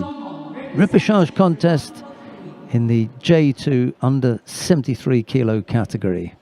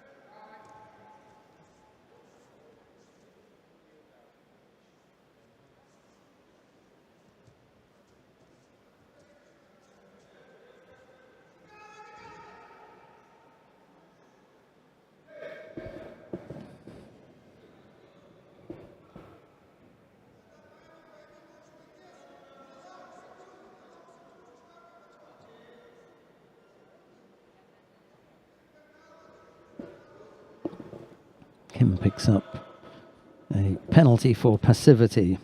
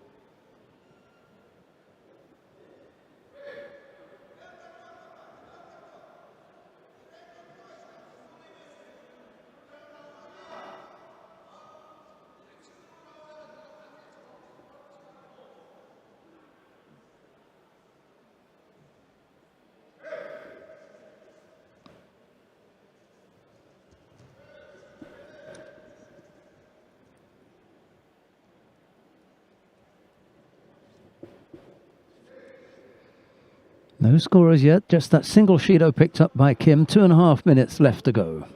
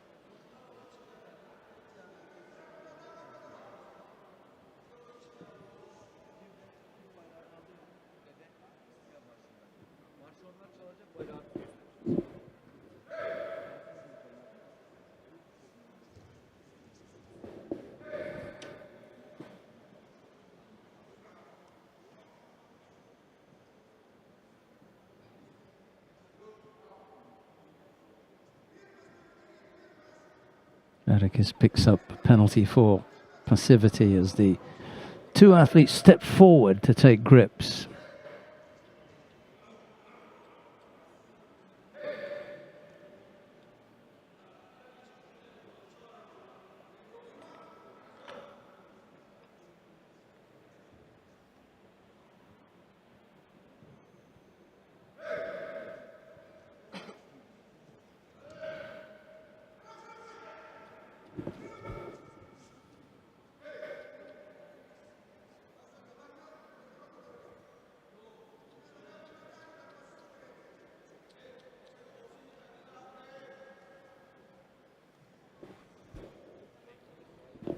Half the contest gone, just the penalties picked up at the moment. Kim, the one, and Badrakh, the one also. We've got one more contest waiting in the wings. Ruben Gonçalves of Portugal will go up against Georgi Kaldani of Georgia. We'll have a break of an hour after that. We'll be back at 3 o'clock with all the medal matches. Yoko Tomoenagi, attempt by Kim. He misses out there.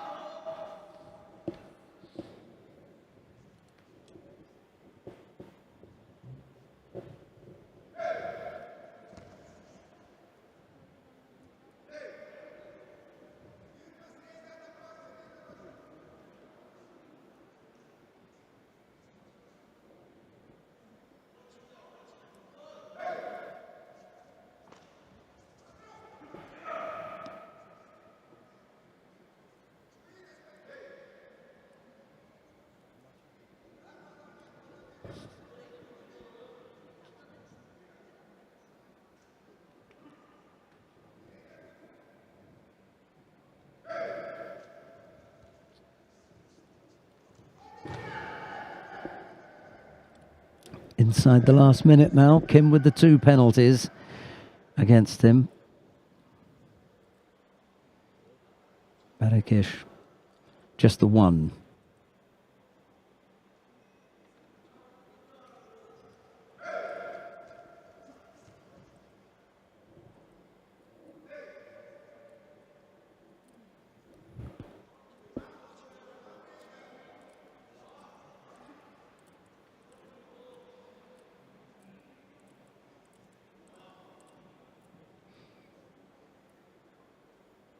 And the third penalty picked up by Kim. He's not happy. Not even sure if he bowed there. Badrakh winning the contest.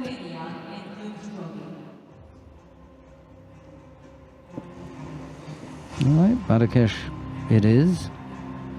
Which half was he in the top half of the draw?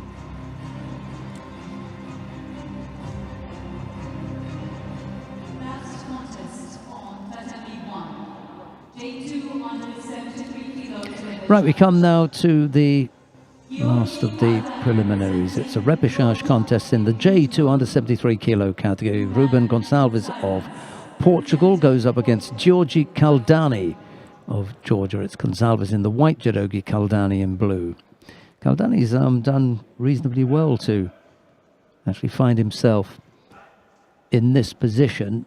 He wasn't that impressive earlier on, but he's made it this far.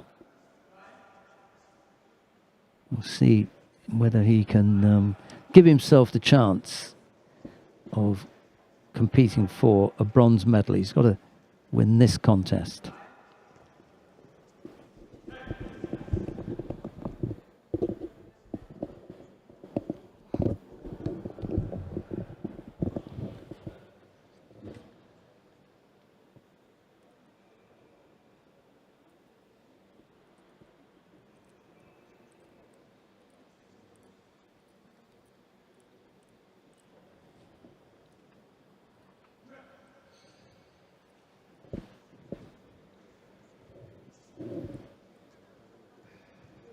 Thought about the Makikomi, Gonçalves, but Kaldani was quick to move, and the movement that he made it impossible for Gonçalves to come through.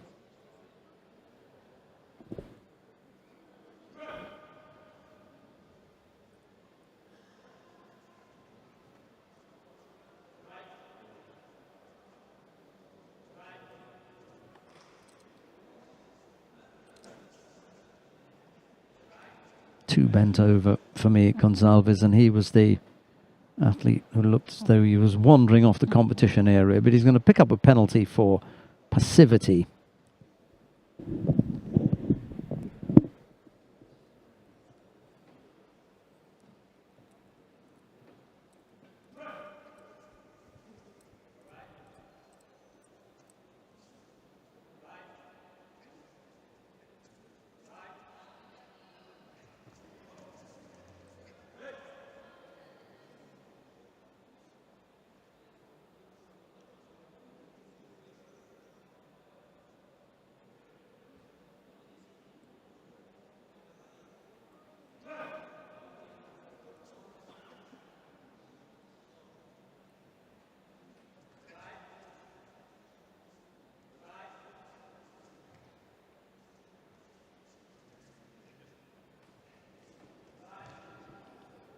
Semigage effort over on the left side from Gonçalves. But Kaldani manages to block that. There's no score. The referee calls mate after they separate. Still the single Shido against Gonçalves with 2.5 minutes left on the clock.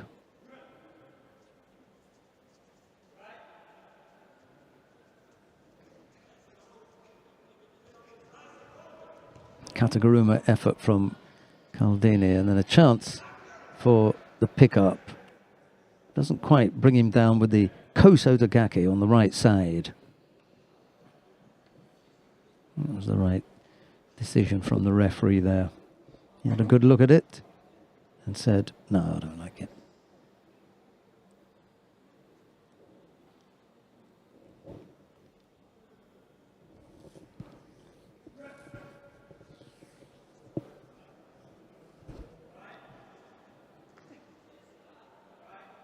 Not quite.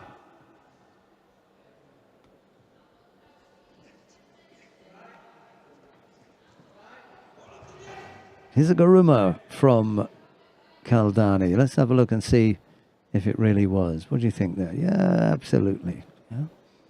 Even Grebler thought it was his Garuma.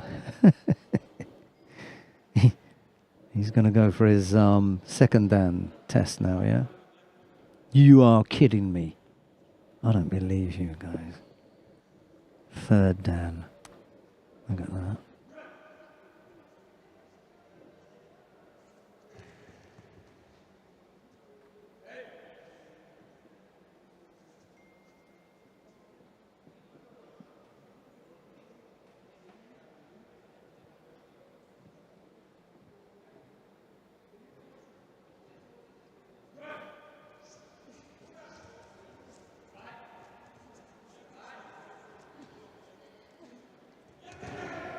Not quite. So the last of the last of the preliminaries. There'll be a break of an hour after this. Minute 43 left on the clock. Gonsalves with 2 penalties. He's in a bit of trouble here, I'm afraid.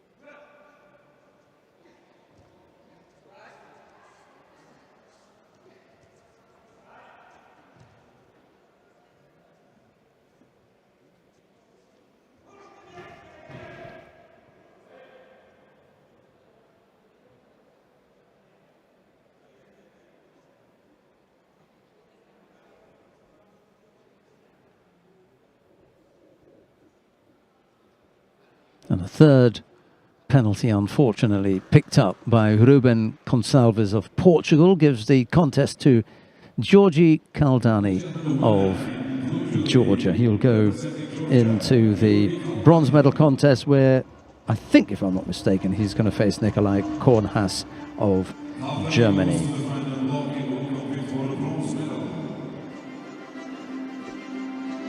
Right, okay, that brings a close to the prelims on day 1 of competition at this year's IBSA Judo Grand Prix in Antalya. We're going to be back at 3 o'clock with all the medal matches. Join us then. Thanks to our broadcast team here this morning. We'll see you again at 3 o'clock. Bye-bye for now.